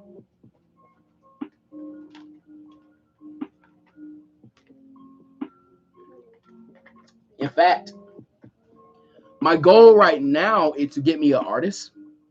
Like an artist I can give steady work to and commission from them. Now, I'm not sure how I want to set this up. I think I want to set it up to where the commission rate is reduced and I get like a certain amount of custom art. Kind of like how Moscow X has all custom art for his thumbnails. Or just about all of them are custom. I think the only one that isn't is the first one to What If Goku or What If Rats Turn Good. So I was actually speaking to a guy. Actually, everybody or my mods, can you please link a Twitter in the chat? The Twitter is at Diego, DIEGO _PAOZ. Please link Mr. Pals. That's his Twitter handle or his Twitter name, but his ID is Diego, DIEGO _PAOZ. We were talking the other day about him maybe joining me as the official artist of Plus Ultraman. And basically, I would commission from him at a steady rate, maybe at a discounted rate, hopefully. And the thumbnails of my videos will all be custom from now on, which is something I really want to do. That's one of the things I really appreciate about Moscow's videos, are that all his thumbnails have custom art in them. And that shows a lot of dedication to his craft. What if Midoriya was a Pokemon trainer? Are you asking me to like theorize a team for him? Because I will. The team for Izuku Midoriya. Machop, for obvious reasons. He's a young fighter who has a lot of potential. And, you know, if you look at the idea of, oh, his mentor is this guy that can punch people like a lot at a strong pace. Dang, that's wet now. One sec.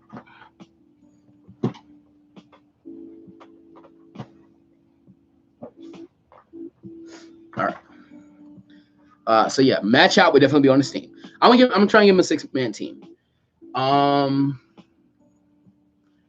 want to say Elekid, and the reason I say Elekid is for the electricity that comes out when he is no Zero Aura, but it'd be a young Zero Aura. It's a fast Pokemon that is electric type. I'll edit for you for free if you'll put out a setup tour. I'd have to see like your actual resume of like editing before I try and decide that. Is that the right one? That is the right one. If you're, I didn't know you're his friend, Zio, but yeah. Me and him were talking the other day about him maybe joining me as my official artist. We're gonna talk some more later, but yeah. For right now, about the Deku Pokemon team, I'm just gonna say Match Out will probably be a starter. We'll say that. Or no, Sabo will be a starter, and then he might get Match Out. Do you think that Shigaraki will still target All Might? No, All Might isn't a symbol of peace anymore. Shigaraki's new target is definitely gonna be Midoriya. By far, I'm pretty sure that's what's gonna happen. Now, I've only got up to chapter 181. I don't know what this. I've heard there's a war arc very soon, which I'm very excited for. But I'm guessing his target is gonna be Midoriya because he knows he has one for all, and he also knows that he strives to be the new All Might. So.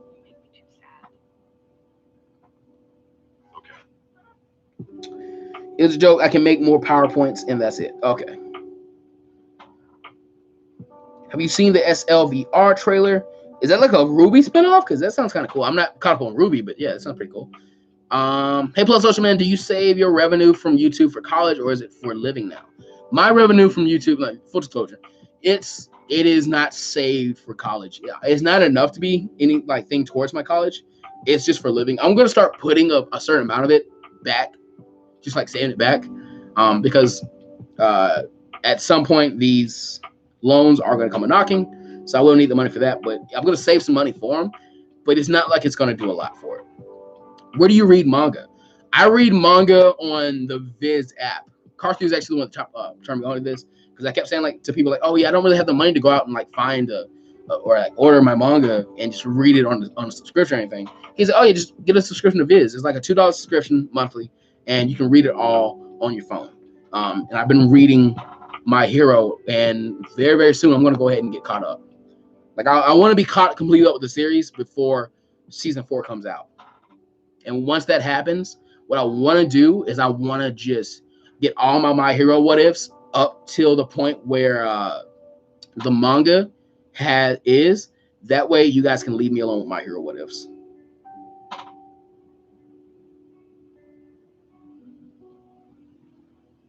The name Broku is the fusion name for Goku and Broly. If you're doing finger fusion, like Metamorph fusion, yeah. If you're doing Portara fusion, it's not Broku. It would actually be Brokarat, actually. What are Dex's and Diamond Legends' best and worst what ifs? The best Dex Comics what if is definitely what if Goten was born first. The best Diamond Legend what if is... Oh, dang it. Forgive me because I was actually turned on to Diamond's channel. Very, very. Actually, mods, if you do not mind, please link to both Dex Comics and Diamond Legends channels at the moment. Diamond is really close to 1,000 subscribers. So he's 909. No, he's 913. We can get his boy 87 subscribers, right? That's 87. So yeah, mods, please link to both their channels actually.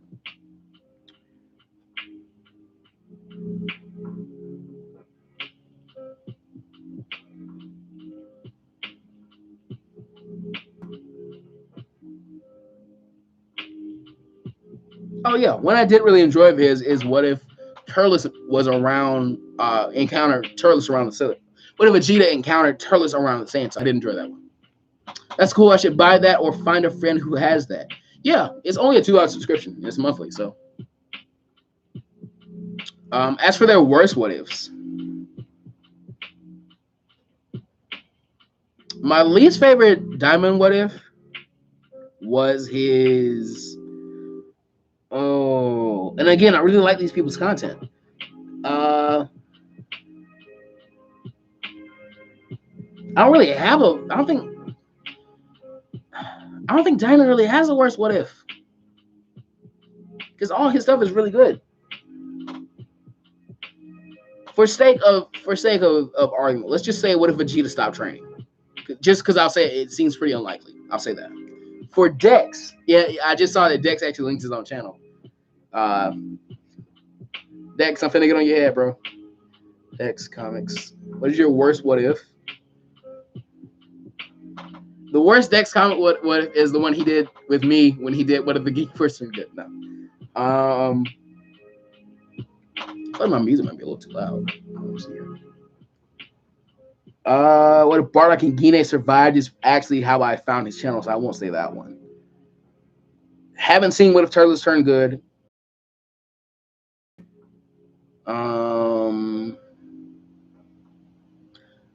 Dex, what is your worst what if, my friend? In your own opinion, because I can't. I really just like all your stuff.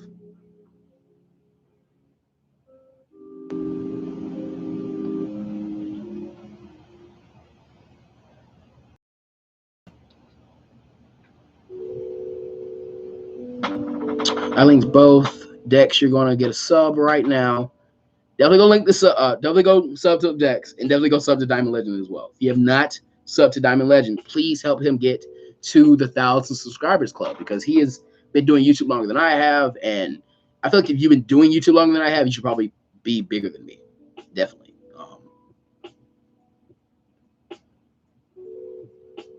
What if Naruto had a dojutsu? Again, it's one of those things where you're leaving too much speculation into it. I feel like that. For sake of argument, let's say the Rinnegan, but I don't really know much about Rinnegan. So he'd be a stronger version of himself with the dojutsu, and he'd probably gain a lot more respect from Sasuke because they both have ocular ninjutsu and stuff like that. Yeah. Christopher Tucker says, how's your night? My night is going really, really well. You guys have been awesome tonight. We've had a donation. We've had 30 people in the stream. We've had 49 likes. We got some great questions. We've had some cool shout outs to some other content creators. So you guys have been awesome. In fact, I'm planning to go further than 3 hours. If we fall below 10 people in the stream, I'll quit. But for right now, I'm going to keep going. All I have to do tonight is I want to get something recorded. I do want to wait to see if I can get Mom to do some voice acting for it, though. But I want to get something recorded, and I can just get my lines done. And yeah, just get my lines done. And if he sends his lines, cool. If he does, I can just have Dread do it if he really wants to. And I gotta get some more gameplay of the Dragon Ball team training game that you saw on my last podcast. I gotta get some more gameplay of that so I can show that in the next podcast. Oh no, I do have to finish the script for the video me and Smugger are gonna get out really quick. So I actually need to tell him to send me my lines either tonight or tomorrow so I can get those read out to him. Yeah. So I do have some stuff to do now, but it's not too time sensitive. Do you watch Seven Deadly Sins? I do. I'm caught up with the anime, not caught up with the manga. Hey, Plus Ocean Man, what is your least favorite Dragon Ball Dad What If?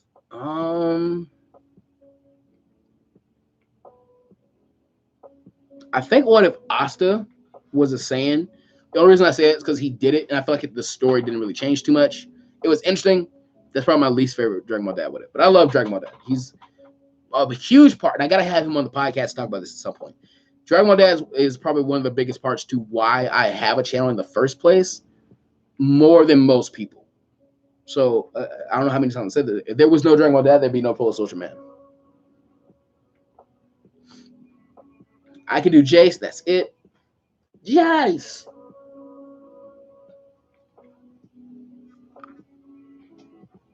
My tea got cold. So Plus Social Man, you do any more one-shot what ifs? I want to finish some storylines first before I start doing those.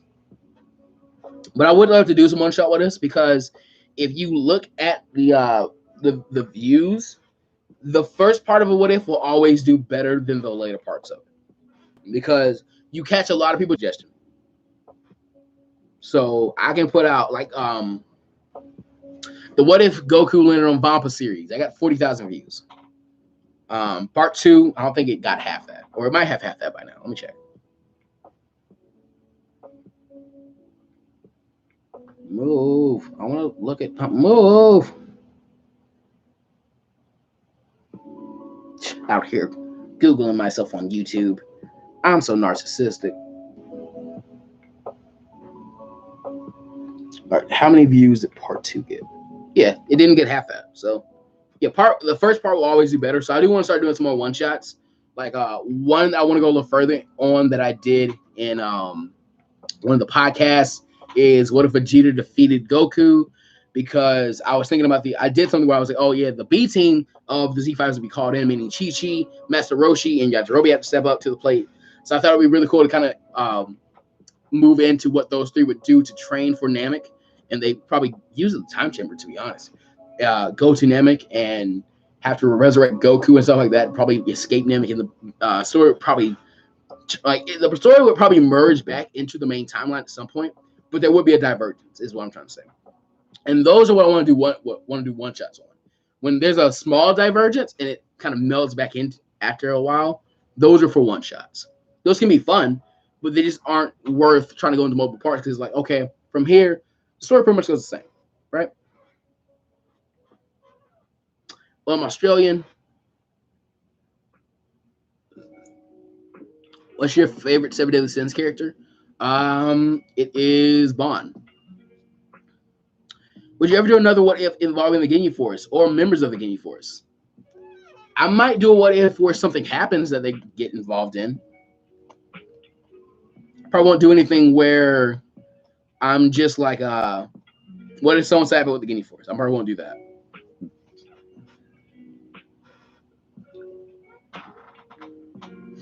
I want someone to use Frieza's honor guard. They need more recognition. I don't know much about him. Is non-canon. If he is, could you use him as part of the B team? No. The reason I say that's because people like Yajirobe have already trained. Master Roshi is going to be there, and Chi-Chi's going to want to go save Gohan. So that's why they're the B team. They're actually shown in a filler episode where they're thinking about, okay, let's go save them and stuff like that. That's what I'm saying. They would be the B team. And Puar as well. I think was in that in Oolong as well, but still.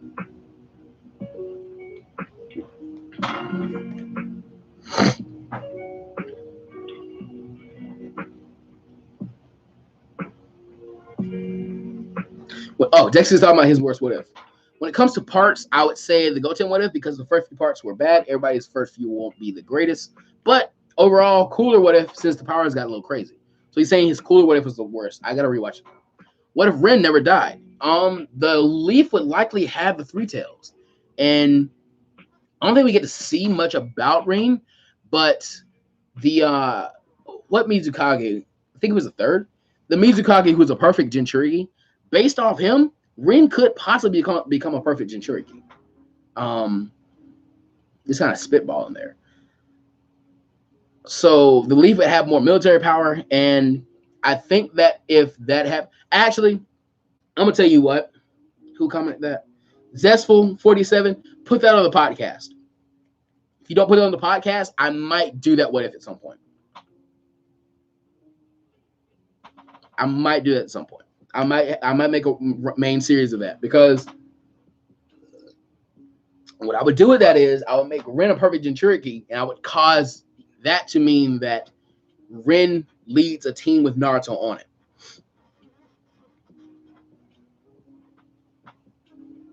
That actually has a huge amount of changes for the story. So put it on the podcast. I will do a bit of it. If you really want to see it, that'll become a main series once I close some of these series I have going on right now. Zero Return says, night, man. Good night, bro. Oh, no. Lone Wolf says, got to go put the kiddos to bed, so night and later. All right. Lone Wolf, thanks so much for coming to the stream, man. You have been a very big help. And as always, thank you for being a patron, man. Any amount of money, like I said, is very, very, very. I might look at the telekill there. Any amount of money is very, very much appreciated. And he's my first patron, so I have to remember to start shouting him out at the end of every video. What if Vegeta was sent to Beerus' planet? Put it on the podcast. Put it on the podcast, Kyrene. For the B team, you could have Puar shapeshift into Ginyu and take care of the Dragon Balls. Yeah, could have something like that happen. That's if I do have Puar and Oolong go. If I were to, like, because the B team is going to be training. But yeah, no. I'm not talking about it here. What if Dragon Ball shapeshifters trained and became martial artists? I asked Carthu that, and I think somebody asked me that on a podcast. So Cameron Johnson Lago, ask him on a podcast, bro. And that'll just encourage me to do it some more. Yajirobe has the most potential out of the pure humans, minus Oob and the androids. That's actually true because without, well, what is Yajirobe's like real backstory? Like, did he have training prior to when he defeats Symbol with like one slice of his sword? What's his hold on? Because I don't really know Yajirobe's backstory, which is really sad because he's probably one of my favorite Dragon Ball characters. Can you link your Patreon? I'm thinking about helping you out. Ah, dang it. One of my mods, would you mind going to my Patreon and linking it? I can't believe I don't have my Patreon linked in the videos. I'm sorry. I would definitely start to do that. It's just patreon.com/PlusOceanMan. If one of the mods can link it there. I'm trying to read up on Yajirobe's backstory right now. Yajirobe is introduced as a samurai mountain hunter with an insatiable appetite, and his first appearance is a confrontation between him and Goku at Yajirobe's prairie. Goku had eaten a big fish that Yajirobe was saving when he was wandering around at Tambourine and severely beating him. And Yajirobe is upset because of this. He and Goku have an even fight, which with each of them landing good blows. Both of them are surprised at each other's power and stamina. While the two were fighting, Symbol sneaks up on them. Both Goku and Yajirobe are eager to fight them, but Yajirobe wins their game of rock, paper, scissors, so he gets to fight Symbol and demands Yajirobe gives up the Dragon Ball if he wants to live. But Yajirobe refuses to fight Symbol. Symbol punches Yajirobe. Okay. From what I can understand, Yajirobe didn't train before that. He was just naturally that strong, which is insane. If I were to do like what if Yajirobe always trained, I would probably do some just because I feel like it's a trope in anime where you have like really fat characters. I can say I'm a fat guy. Really fat characters, like he'd probably develop some type of power where he can like turn all his fat into ki and shoot it at the opponent or something like that. Kind of like Choji and kind of like Fat Gum. He'll be in season 4 of My Hero if you don't know who Fat Gum is yet. So I'd probably do something like that, which I keep spoiling stuff for that one shot. Whatever. I would definitely do that. Whatever at some point. He was just a swordsman with no martial arts training. Then yeah, Yajirobe does technically have the most potential because wasn't he stronger than Chaozu after they trained on Kame's tower, and he was the one training the least? I never really thought about that. Yeah. Yo, Yajirobe has a lot of potential as a human character. Holy crap. I never thought about that. Because he was fighting evenly with Goku, who had done training. Then again, Goku was hungry. Yeah, Goku was hungry, so. What if Goku was the legendary Super Saiyan? Put it on the podcast, and that one actually has a very good chance of being in the story or in the podcast because I don't have enough Dragon Ball What Ifs on the last podcast.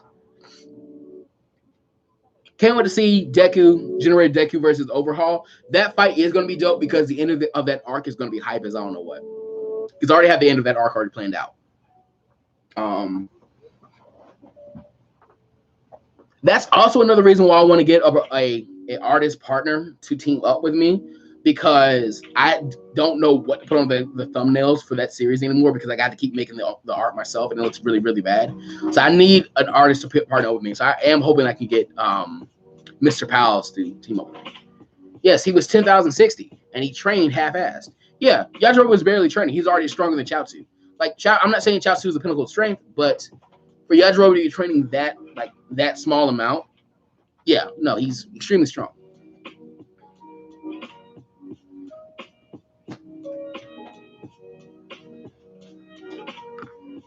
And something else, we've never really seen Yajirobe utilize ki.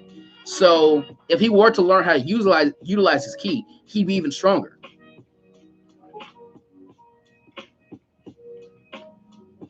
$150 when he first appeared. So yeah, Yajirobe is a beast.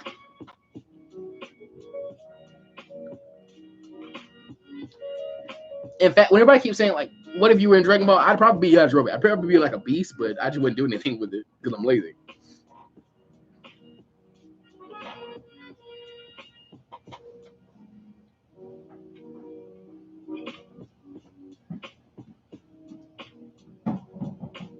With no training, he was stronger than Mercenary Tao, and Mercenary Tao could use his ki. So Yajirobe would have been a monster if he had his ki in Dragon Ball. No cap, Yajirobe probably could have been either a good match or defeated King Piccolo if he could use his ki in Dragon Ball. Yajirobe could have used his sword with ki and like have that as his signature. Are you saying in a possibility? I'm saying something like that, but I'm also saying something that kind of uses the fat storage in his body to like convert the ki. I'm still spoiling something. He chilling into a sword in games. Yeah, but I mean, you can do a lot of stuff in video games that isn't canon, so no, move that. Who's the strongest human in Dragon Ball Super besides Roshi? I'm gonna say Krillin for right now, because he has that new form. Technically, he just can't fly.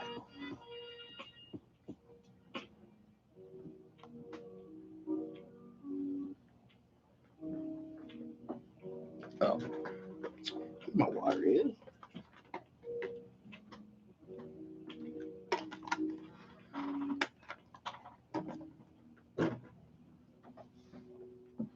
Yeah, we're still going pretty strong with this stream, guys. I'm a bit hungry though. I'm gonna go grab something to eat. Krillin has a form. In Super, he gets it's not really a form, but it looks like his ki is like working in a different way after he's in that force with Goku.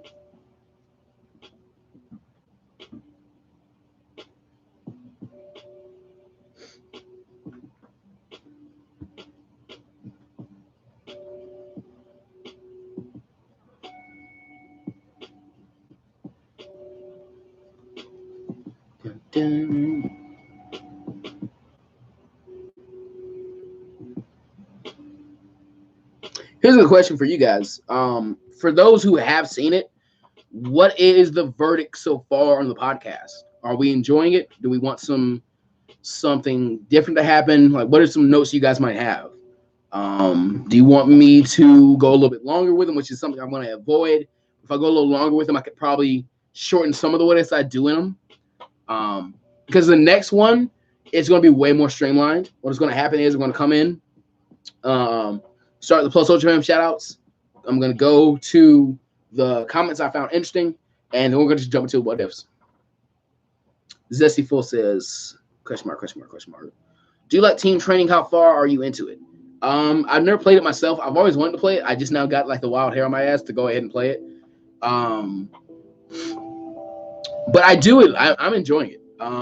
I got to the Yajirobe gym leader in the little podcast, and I'm probably gonna keep using footage from that game until I beat it, just because I enjoy playing it. And that gives me an excuse to play it. But I might put some Duel Links footage on there at some point if I can get like enough. I doubt I can. I can't get enough, like a long enough. I'd probably have to delete everything on my phone to get a long enough video of it to play Duel Links on my phone and upload it to the podcast. But I'd love to put some Duel Links footage on there as well because I like playing Duel Links. Zio says, my girlfriend says hi, Plus Ultra. Tell her to subscribe and like. All right.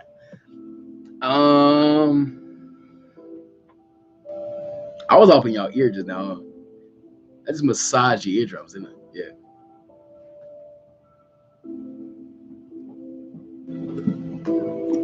It's better keep control, I think.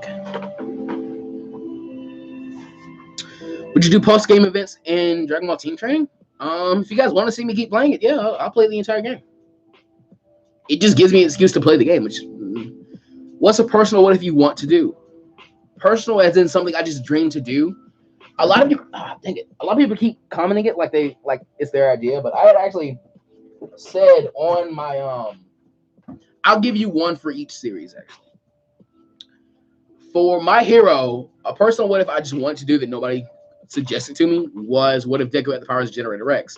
And I've been saying this a lot.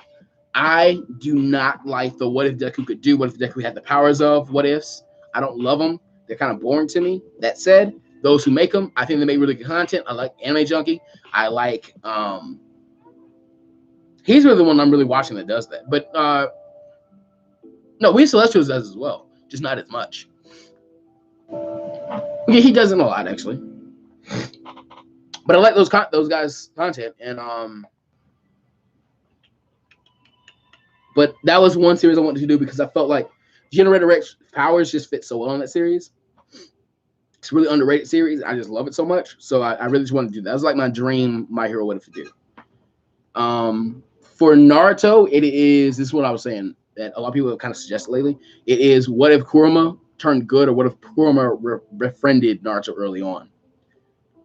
Again, that one won't be coming for a while. That one won't come until at least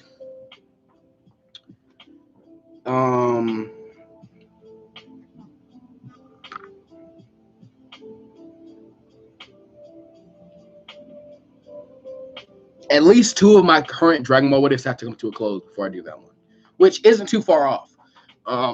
Both what if Piccolo turned good early, and what if Goku joined Raditz are about to enter the Majin Buu saga. The what if the humans became Saiyans series, it's already outside of the Buu saga. There's going to be a part 1.5 that's going to be in the Buu saga, but in part 9, and not part 9, in part 4, part 3, in part 3, they'll be in the Battle of Gods arc, and then we'll be going through Super, but it should be closing for the Tournament of Power arc in that series is going to be really, really hype. Because I can say this now, a lot of people are going to be mad at me after part 3. They're like, no. And then when part, whatever it is, whenever the Tournament of Power starts and I do what I've been planning to do, they're going to be like, oh, I told you finally listened to me. Like, no, I'd already planned this out. But again, this won't stay on. So they're going to act like they really did know it, but whatever. But for Dragon Ball, I've done all the what ifs I really want to do for Dragon Ball, or the ones I really, really, really, really want to do for Dragon Ball. Most other Dragon Ball what ifs are going to be ones that I figure out after I've thought about this now, or they're going to be suggested. Dang. Excuse me, everybody. What's your favorite Dragon Ball game? Dragon Ball Z, Budokai Tenkaichi 3 will always be my favorite Dragon Ball game. Ben 10 is generic crossover was lit. It was. Ava Kramer, when do you think the next what if for My Hero would be out? No pressure, just curious. Whatever I feel like it. I just did a My Hero what if very soon, or very recently, or no, it was this week actually. And the part 6 of the Stanku series will be out very soon as well. I really need an artist to team up with so I can start getting these thumbnails out.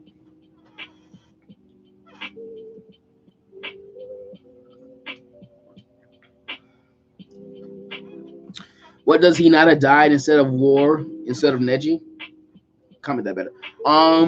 What if Hinata died in the war instead of Neji? Naruto might not get married. Naruto might not have any children. Nobody really liked Naruto like that in canon, at least.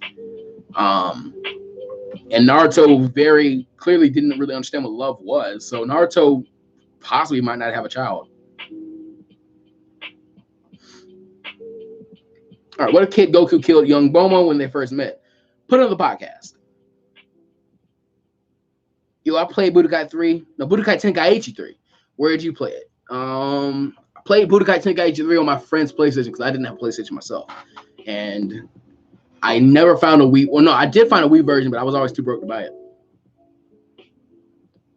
I had Budokai Tenkaichi 2 on the Wii because it was cheap after 3 came out.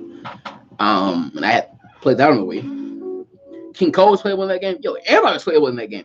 You can play as Dr. Wheelo. You can play as a Pool. You can play as a Frieza soldier. Yo, that was the best Dragon Ball game just because of how many characters. I don't care how balanced it was. It was just so many characters to choose from. Like, you can have some fun matches.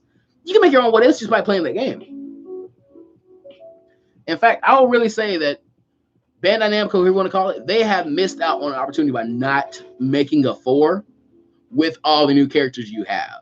Imagine a Budokai game with all the people who were in the Tournament of Power. Like, yeah, a bunch of characters players might not use them. I would play with every character.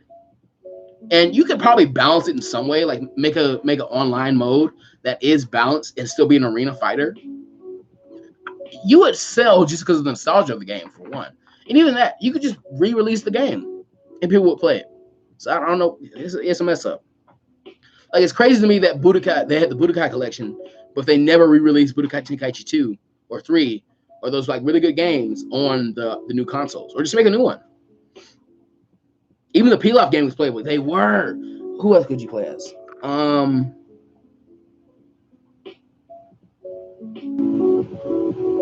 This might seem like a minor fact, but it's something I really enjoyed. You could play as base form Teen Gohan in that game.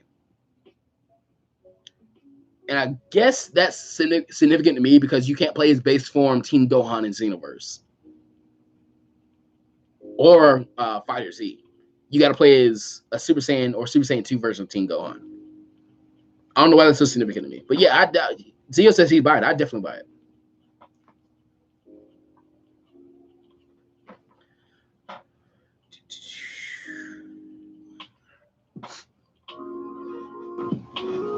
Yeah, I'm glad you guys are enjoying the podcast because I wasn't too nervous about it, but I was nervous about it. And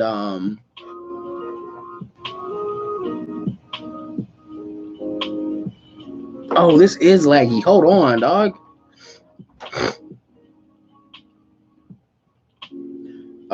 Yeah, like the base form Teen Gohan. Yeah, like you can play as just about everybody. Z Return says, yep. What if Goku's tail was never cut off? The Muffin God 007 says, what if Jiraiya, Naruto was adopted by Jiraiya Part 5, my dude? In fact, I actually answered your question in the podcast. So, yeah, I'm not going to answer you, actually. First game, Nail was playable?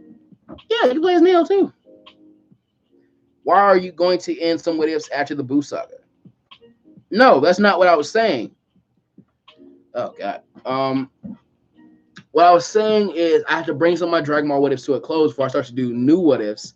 And that's going to happen very soon because a lot of them are the Buu saga. The Buu saga is closer to the end of Dragon Ball than, say, the Saiyan saga is. That's my point. All right, whatever. Do you think that Naruto lost its original goal the further it got to the end? No, the original goal of the series was still a fun Shonen Jump series with battles and stuff, and it remained that. It just lost what made it so special within its first few chapters. I think what made Naruto so cool was that it wasn't Dragon Ball. It wasn't a whole bunch of huge energy beams and stuff like that. It was strategic fighting. It was I have to outsmart my opponent. And it did lose that at some point, which is sad, but it happens. Oh, snap. Okay, the first podcast actually almost has 1,000 views. So I'd say that's pretty successful. Muffin God 007 says nice content. But yeah, I don't have a schedule right now because for one, I'm going to go out of town. But I think while I'm out of town, I'll start to write the part 4 for What If Goku landed on Namek. And while I'm working on that'll probably take some brainstorming, actually. Imagine playing as the Basil brothers in Budokai. Oh my God, yes. Like, there are so many characters I want to play as in Dragon Ball. No. I'll tell you one of the biggest ones. Master Roshi was in that game. Was in Budokai. And that might seem small, but like the fact that Master Roshi isn't playable in Fighters is really weird to me because I really thought he would be playable in Fighters. I thought in Season 2 we'd definitely get Master Roshi. I'm really surprised we're not going to get Master Roshi. I'm really surprised by that. The fact that he isn't in Xenoverse is really, really weird to me.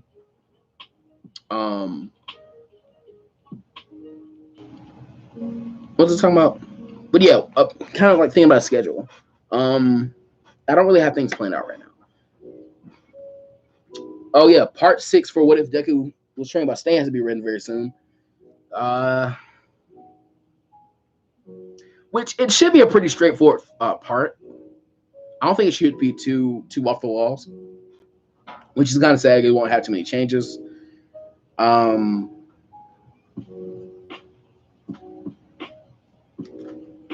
So because I want to close out the What If Goku landed on Namek series, part 4 will be the last part of it. That's That's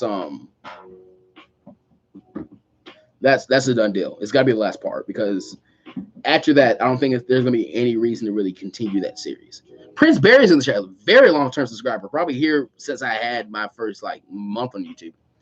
Have you ever played Xenoverse 2? Yeah, I was just talking about. Do you have any new ideas? New ideas for new series? No, I don't. I'm trying to stick to what I have right now because I have so much going on right now. So, what if Naruto made a Firestar Rasen Shuriken? It'd probably have the same effects. Or no, instead of like cutting the chakra coils of the person he's the target, it'd probably burn them. Maybe I guess because they always say that with But no, when you just touch your chakra, the power of wind cuts the paper. The power of fire burns the paper. So yeah. Prince Barry says, "How you doing, man? I'm doing pretty good, dude. Not too bad. How are you?" Zangia was playable, and I remember when you switched to her and use 18 or something similar. 18 would call her a skank. I didn't know about that. That sounds pretty dope. The only bad thing about that was I don't think the entire BoJack trio was playable, which is a shame. If you're gonna do one of them, I know why you made Zangia. Playable, but Fasha was playable. I don't think all of Bardock's team was playable. Yeah, they need to bring that game back, and they need to make every Dragon Ball character ever playable. I know it's big, whatever. I don't care. Just do it. Get it done. I'll buy it. I will pay double the price of a normal game for that. I'll tell you that. I'll pay $120 for that game. Do you have PS4? Do not. Are you keeping up with Dr. Stone? We have episode 3 now. I am keeping up with it. I do kind of want to switch to the manga though, but I'll probably just keep watching the anime because manga takes a lot of time out of my day to read. Tor might have been. He might have been. Why is the Master Sin What If on hiatus? I put it on hiatus. It's supposed to say ongoing. I haven't sat down and switched it back yet. But it is going to stay on hiatus basically until I close out some more series. I've got to close some stuff out. I've got to get some stuff done.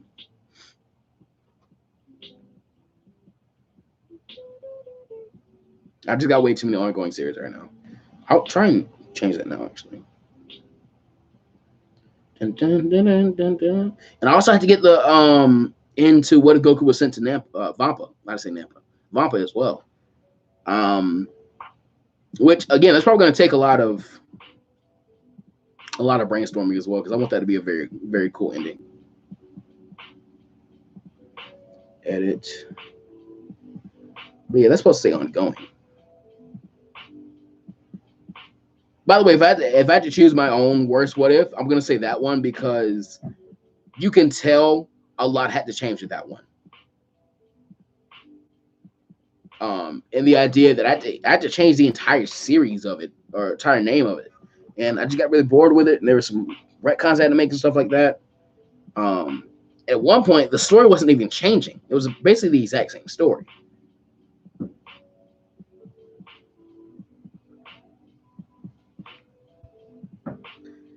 Which makes sense lore-wise. Yo, the graded forms. Oh, you can play as the graded form of every Saiyan character. It didn't matter if they had a great form in the series or not, or if they like showed it in the series or not. You could play as like there was Nappa grade 8, Raditz grade 8, Turles grade 8, Bardock grade 8. Once you can, this is something I actually used to do because you could have two computers play against each other. You have teams. I would have all the giant characters fight each other and just watch it while I did chores. No lie. I used to put like all the Saiyans on one team, and I put like Slug, Hirudegarn. He didn't count. Like he counted as a Saiyan, but I put Grade 8 Baby on there. And just all the other like big villains on the other team, and I just watch them fight while I did chores. I did it all the time. What if Naruto's trained by Jinchuriki? If I do the What If Ren Survive series, it'll basically cover that thing as well. They actually didn't free a criminal or serial killer because I know the manga's already out. So the manga is way ahead of the anime. So Tao was even there. His robot form was there. Fasha Grade 8. King Vegeta was unique to that game. I know what you're talking about in Dr. Stone. I'm just saying I don't really want to speculate about Dr. Stone because I know the manga is already pretty much done. Not done, but it's way ahead of the anime.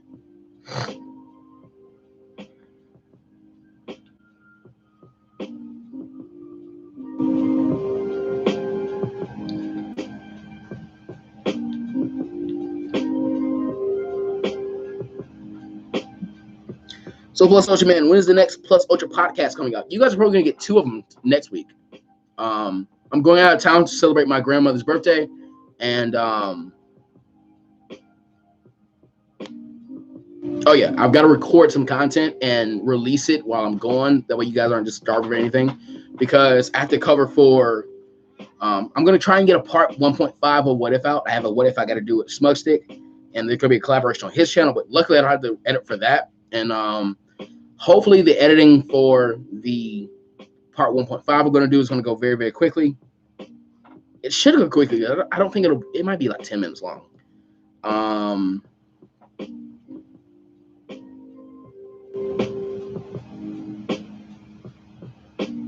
So yeah, you're going to get a side story to a What If, one What If, which is basically, it's going to be one What If. Hopefully it won't be longer than 15 minutes. I really need that to be a short video. In fact, I'm writing the script now. I might go ahead and bring the script to a close now because there's really no reason to keep dragging it out. Yeah, that'll be pretty easy. I'll get Smug's lines for that. I'll record my own tonight if he gets them done. I might actually go ahead and get that recorded tonight. I really should actually. Yeah, I'm gonna do that. I'm gonna get that recorded tonight. I don't know why I'm telling you guys this right now. But yeah, I've got to cover for that. So you're probably gonna get one, not Monday, maybe Tuesday. Because what I want to do is I want to see if I can get this side story What If out on Monday. If I can, get you a podcast on Tuesday. Take the questions from that podcast, and by Thursday have it done because I got to leave Thursday, I think, and then have it ready to go out for you guys on Friday. And that'll be a lot of content because you'll also get the collaboration with Smugstick. So 2 podcasts next week, I'm pretty sure.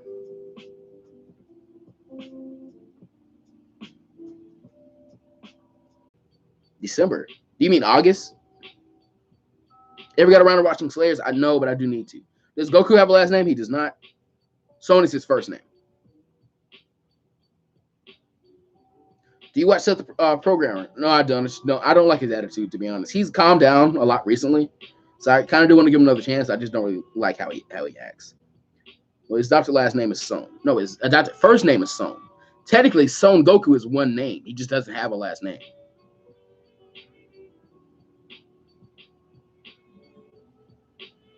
Do you play Call of Duty? No. I fell off Call of Duty probably around Modern Warfare 3 or one of the Black Ops games. First-person shooters just aren't my thing in general, and Call of Duty kind of all blurred together into the same game at some point, so I don't really play it.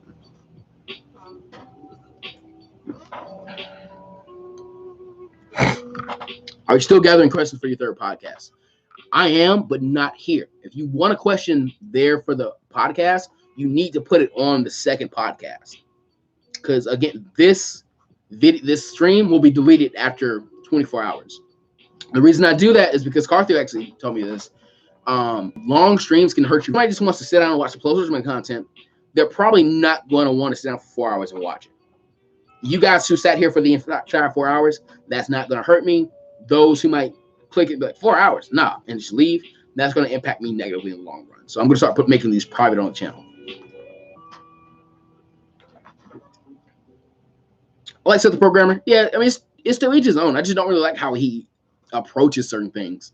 I think if you're going to debate somebody or debunk somebody, insulting them is not the way to go. It makes him look really, really childish. But he's pretty much calmed down from that as of late. So I don't really care that much. He's just not my type of guy. You play Fortnite? I don't. It's got really boring to me. I didn't really play it when it came out either, but it got really boring to me really quickly.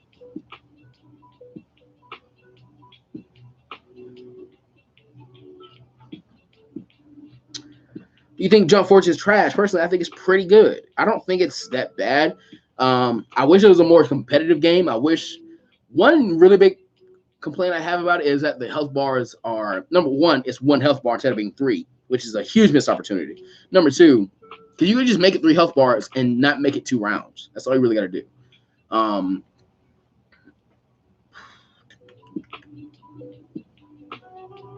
oh yeah, and the health bar, like the HUDs, they're just really, really boring to look at. The game is also kind of dull and desaturated. I know that they're trying to like make it all one basic style, but the game just kind of gets boring to look at some point.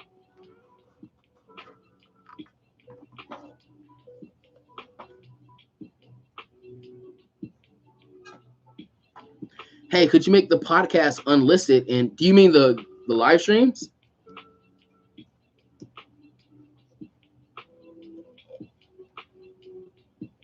Because I guess I could do that. Carthu was saying make them private and put them in a playlist. So I'm gonna start saving them. I deleted most of them from the old ones. If that's something you guys really want, yeah, I'll do that. I don't really mind. It's gonna help me out in the long run. So I just doubt many people want to come back and watch this 4-hour stream. Right? Have you seen the MCU Phase 4 reveal? I have not. We might have to live react to that actually.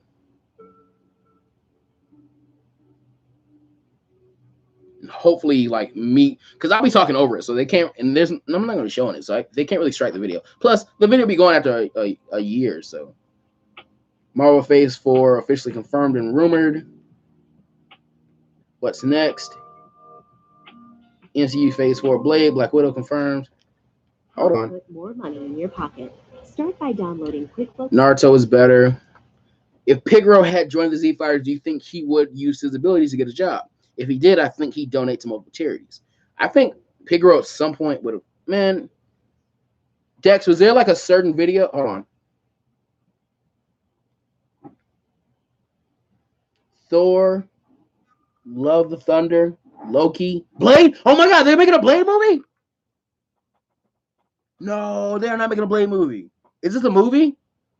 Is this a movie? Dog. I love Blade, dog. Don't play with me.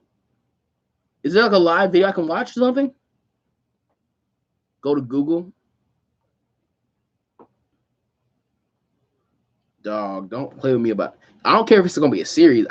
Dog, I love the original Wesley Snipes Blade. There is one really funny story about. I'm gonna tell you after this. MCU Phase 4. Marvel Studios. Go to Google.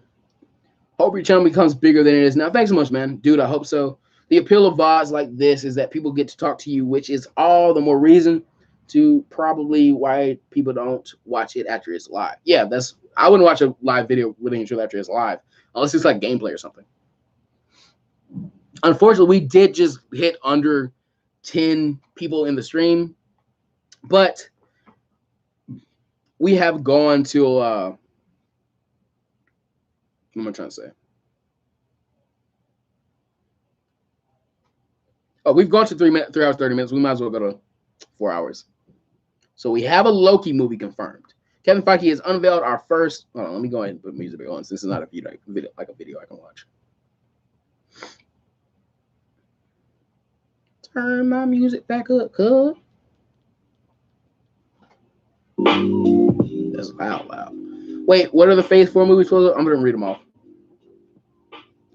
What does the Hokage do besides paperwork and stuff? He counsels the village he assigns missions, stuff like that. Kevin Feige. All right, so we have a Loki movie confirmed. A Black Widow movie was already confirmed before this.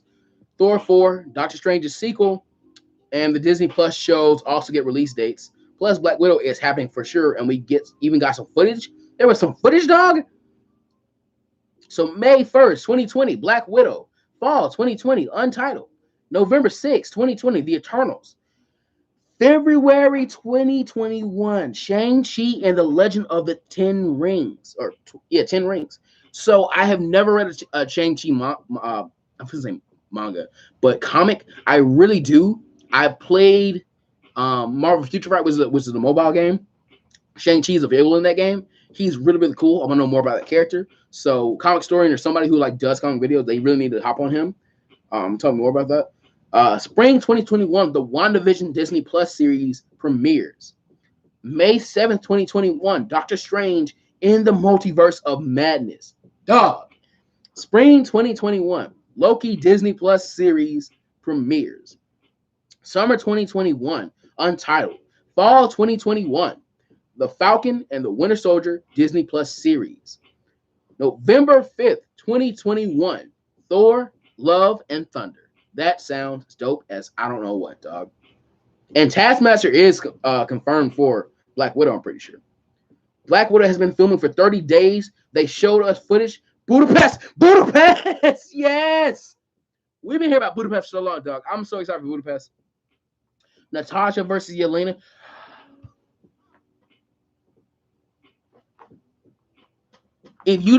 So Yelena, I think it's Makovich or something like that. Yelena, there was this other lady who's trained as the Black Widow. So we're gonna see that as well. Black Widow versus another Black Widow, which is something I really want to see because I love her fighting style in the MCU. Everybody's like, oh, it's so fake. I love that fighting style. I really want to see her fight somebody else who fights all acrobatic like that. Oh my God. Yo, I am hyped. Let's get it. Do you play Call of Duty? No, I don't. Wait, no. That's old. Moro will be the villain in the sequel, not Moro the guy in the first movie that was evil. Plus, Ocean Man looks like he busted a nut. I did bust a few. How do you think the villain? Who do you think is Taskmaster? It's pretty much confirmed. But we also know that's going to be the other Black Widow, the evil Black Widow now. Hey, Plus Ocean Man, I got a question. If Izuku Midoriya, also know as I know Deku is, dog. I had a Pokemon team. Will Izuku Midoriya have? Which Pokemon will you have? I said earlier, match out and probably like a Zero-Aura. Or maybe a Sobble for like 3 of them. It's a lot of speculation for me, so I would have to think about it later. You talk about Anya? What's her name, dog? Hold on, let me just Google Evil Black Widow. I forget what she was blonde and stuff.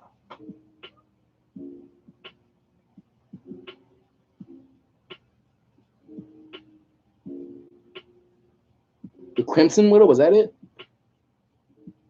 Yelena Belova. That's what I'm talking about. Yelena Belova. Can't wait for the Doctor Strange movie. Same. Though honestly, these Disney Plus series have me hyped. So was that Blade? I didn't see anything about Blade. They must be the Untitled movies or something.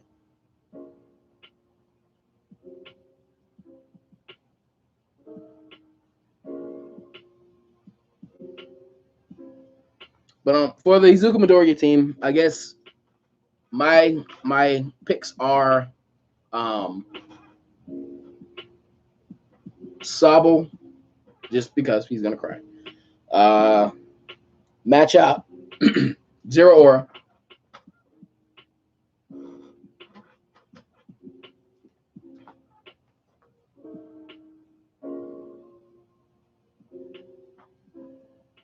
Inverted or what?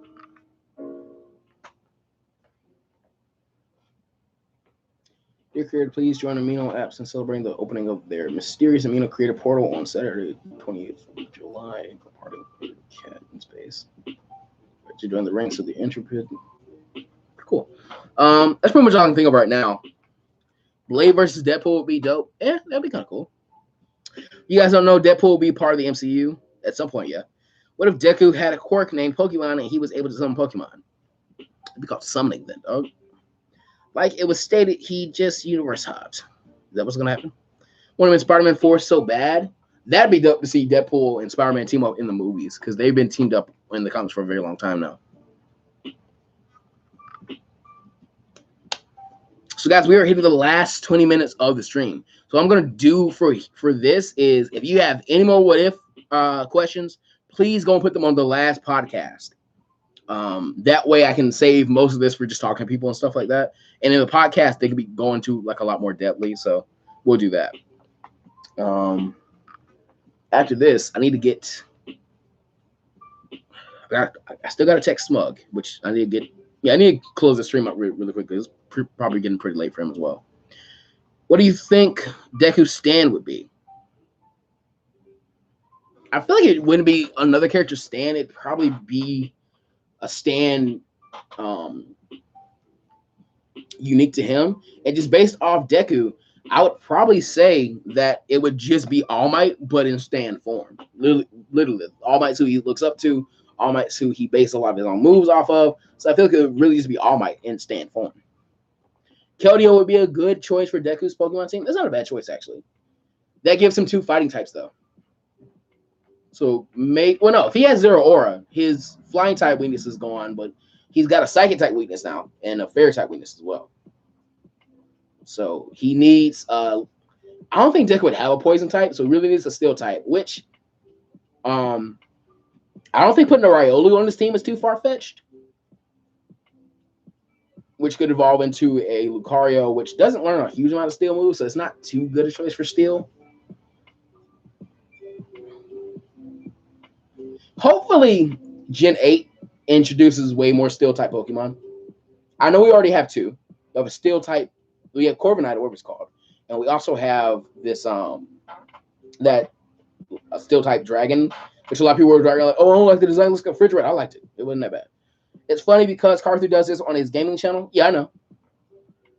Hey, give Deku a Rattata. If it was just like, oh, Deku just starting out, like I don't have any quirk, maybe I'd give him a Rattata. It's like, oh yeah, he's just the most mundane of things.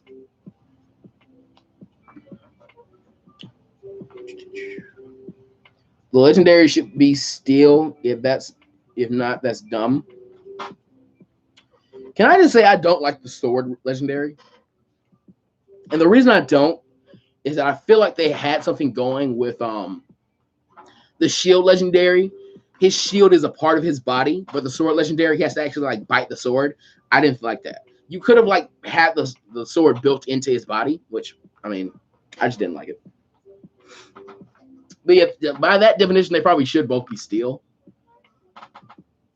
But usually the legendaries have to have some opposing like forces to them, or no, they can have one commonality and then one opposing force.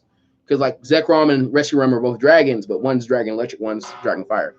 Going to go see everyone later. See you, Dex, and can't wait to see that video you're going to come up with very lately that you asked me for some info on. So very excited for that. Question: if Deku had a quirk, what would his quirk be? We talked about this before.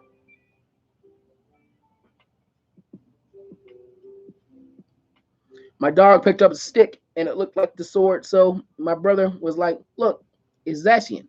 How do you say that Pokemon's name? Zacian. Isn't there like that really funny picture of that corgi holding a knife in its mouth? I was making that joke.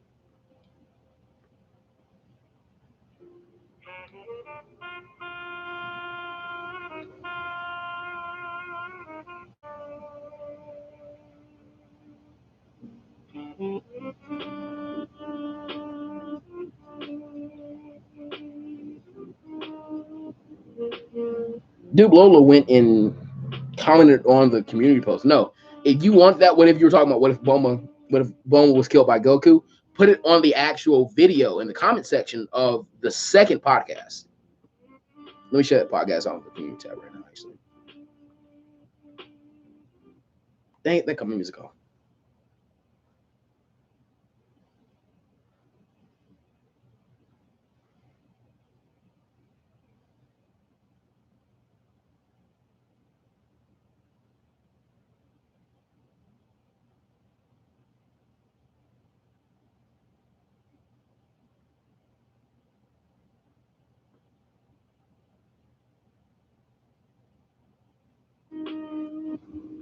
Which star will you be picking? Probably Grookey. Do you think All For One is Deku's father? No, I doubt it very seriously.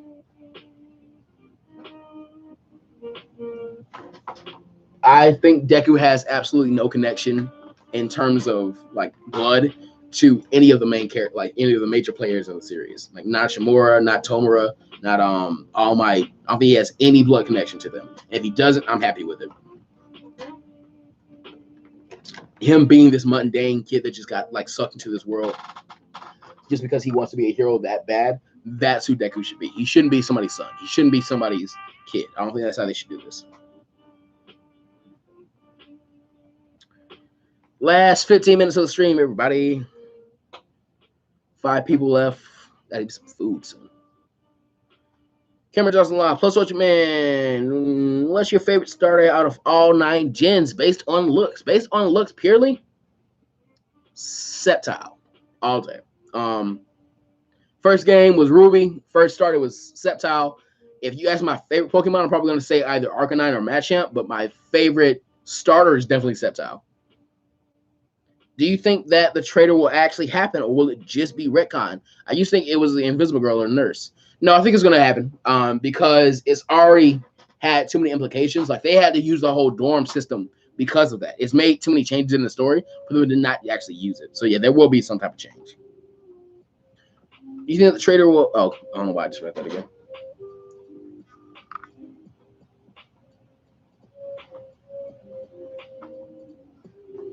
So, I don't know why I want to talk this now, but one of the next goals I have, not even for like YouTube, but just for my setup, is I want to go and maybe like a Five Below or Walmart or something, just pick up a whole bunch of posters and make this place like a lot more fun to look at.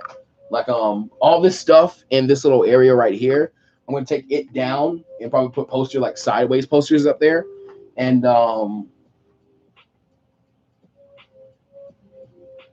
just put posters all over the place, honestly. This wall up here is going to remain for like the pop boxes.